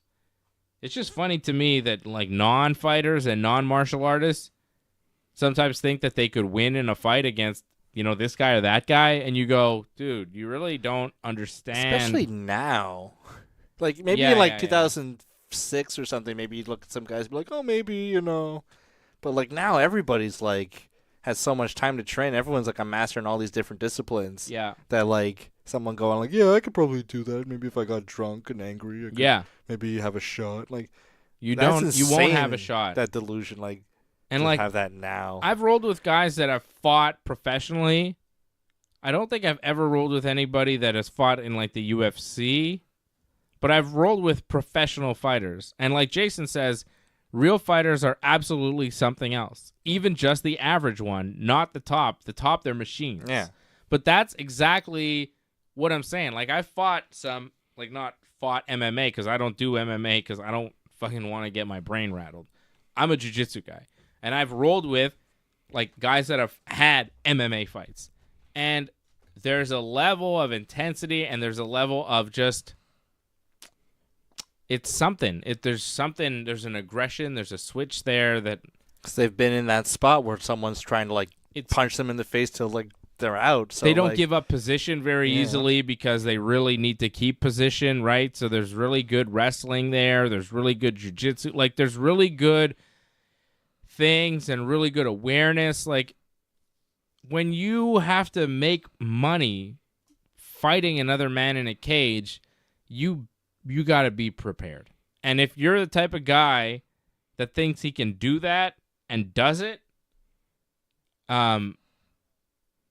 you have a pretty good understanding of how to do it. You know what I mean? Like, if you go in there, like, the average guy isn't going to say, I'm going to go fight MMA.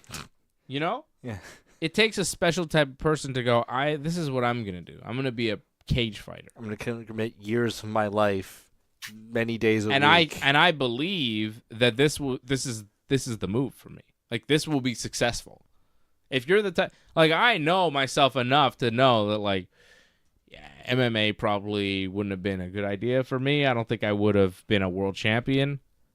So probably wouldn't have worked out. But like some guys are like, I can do it. It's crazy. It's a different mentality, and when you're doing it and when you're putting in the hours to do it, you become pretty fucking good at it. Yeah. Because you have to dedicate a lot of time to it. So you become pretty damn dangerous. MMA fighters are, you know, it's tough, man. It's really tough on the body. And the mind. It's not so much the training and going to training. It's just like the punishment on your body that it takes. Like, no wonder everybody's getting hurt and people are pulling out of fights. Like, when guys pull out of fights, I go, yeah, no shit. You train like 5-6 days a week. Yeah, for like Training- 8 hours a day. Training is hard. Yeah. Training is not like it's hard. Training, people think training like you're on an Aerodyne bike or you're running, you're also rolling, you're also sparring, you're also hitting pads, you're also hitting a bag and you're hitting it hard and you're like You practice like you play. training is hard. And after a day of training, your body's exhausted. And then you go back and you do it again and again and again. It's like, that to me is like, damn, man. And then somebody calls you and says, you're fighting this guy who's a fucking monster. And it's for money. And if you win, you'll double your money. But if you lose, you just get what you get. That might be it for you. And then you got to train for this guy, and he's on your mind 24/7. You're Because on how could he his. not be? Yeah. I think the mental aspect of MMA would totally break me. Yeah. I think it would totally fucking break me. And then when fight day comes, I it's don't like, think- fuck. I think I would just, I don't know. I think the focus on the fighter would not be good for me mentally.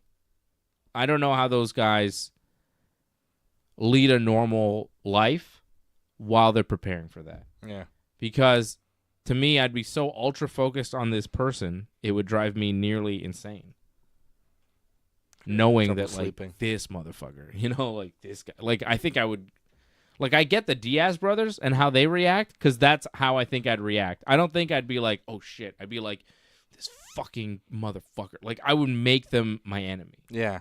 I would just be like, You're a bitch, this- George. Yeah, I get how they operate, where they're like, yeah, well, that's it. I love the Diaz brothers because I kind of relate to the mentality, which sounds crazy, but like I get why they do what they do, because to me that is how I would probably approach it too. Like if I were a fighter, like when I was a baseball player, I was kind of a Diaz brother baseball player. Like when I was a competitive baseball player, like I got into it. I was like, and my opponents were not my friends.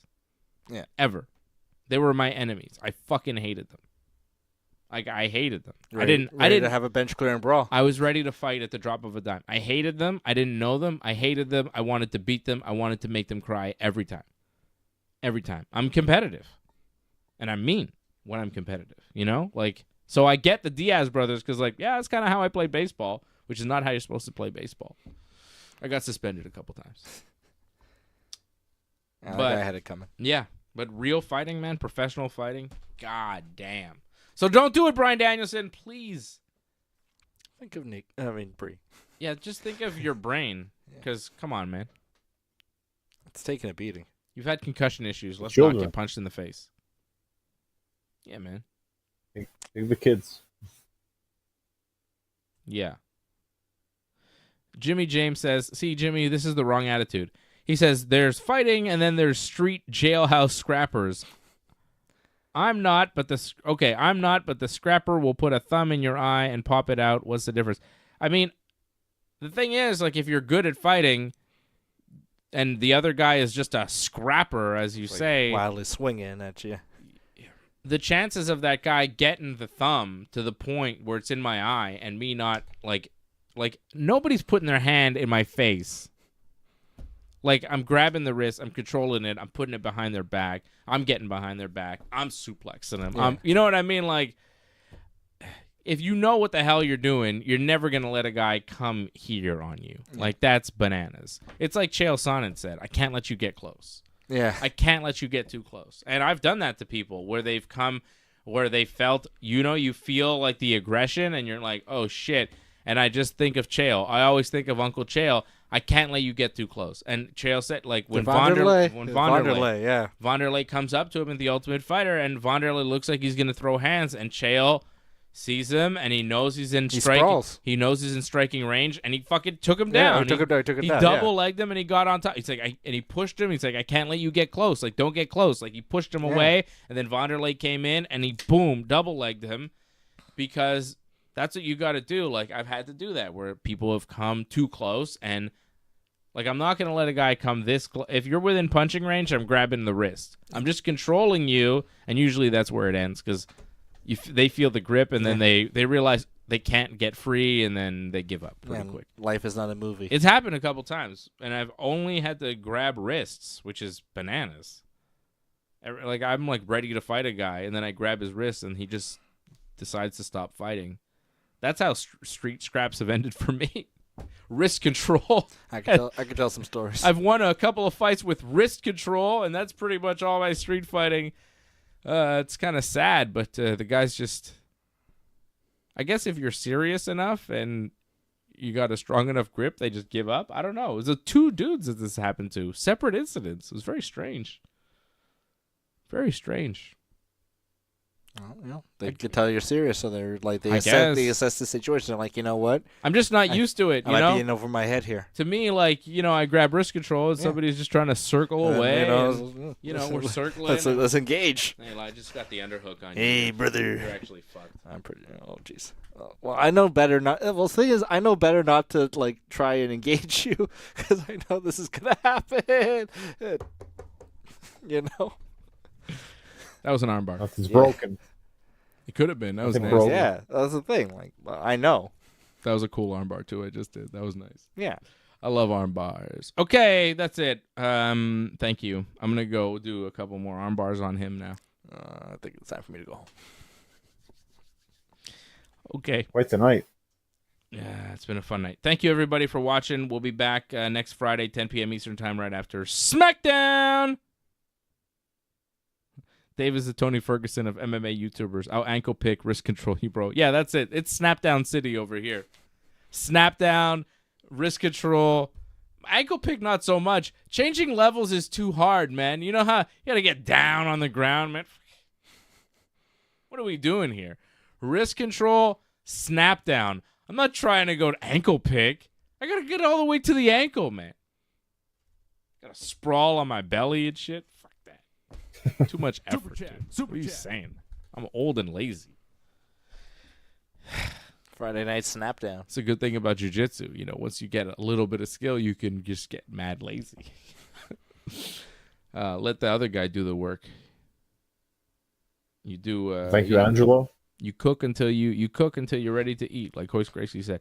Angelo Contagonis dropping a super chat. Thank you to Angelo. Thank you to all the members checking in tonight. Jason Pete, Angelo Contagonis, Jimmy James, Antoinette. Antoinette, thank you for gifting the memberships. Thank you to Harold Schneider dropping the gifted memberships as well. Harold dropping 5 gifted memberships. He is the leader of the night. Franco316 checking in. My goodness, so many members here tonight. A bunch of new members like Zach Ward, Ulrich Anderson, Gregory Hart. Barry Bongs. Can't forget Barry Bongs. Courtney J, Matthew Henley, Johnny Boy. Leor, of course, checking in. Franco316. So many members. Ryan Katz. A jam-packed chat here tonight on the YouTube. Thank you for joining us. CSL Lorne. So many people, man. I mean, just so many members. And please retain your membership. You get the gifted membership, but stay on. Super chat. Become members for life. Angelo, I think, has been a member for 40 months now, straight. And that's why, yeah. Great show as usual, guys. Have a great weekend, everybody. Angelo's message for his 40-month anniversary here on the channel, which is unbelievable. Thank you, Angelo, for supporting the channel. And everybody else, you should all strive to be like Angelo, like Leor, like Harold Schneider, like Antoinette. Longtime members, multi-year members, staying with us, family members of the Ringside Report Network. We appreciate you, and we want you all to stay on. Support the channel. We got a new computer, a new microphone, and everything for AJ this week. Like, he's got a brand new setup, so that's thanks to the members. Thank you for supporting the channel, and stay with us. We got way more content for MMA and pro wrestling coming up over the next week here on the Ringside Report Network. Thanks for sticking with us to the end. We would really appreciate it if you could help us spread the word. You know the drill. Hit that subscribe button, flip those notification switches. We are an audience-supported network, so consider becoming a recurring supporter at membership.ringsidereport.net.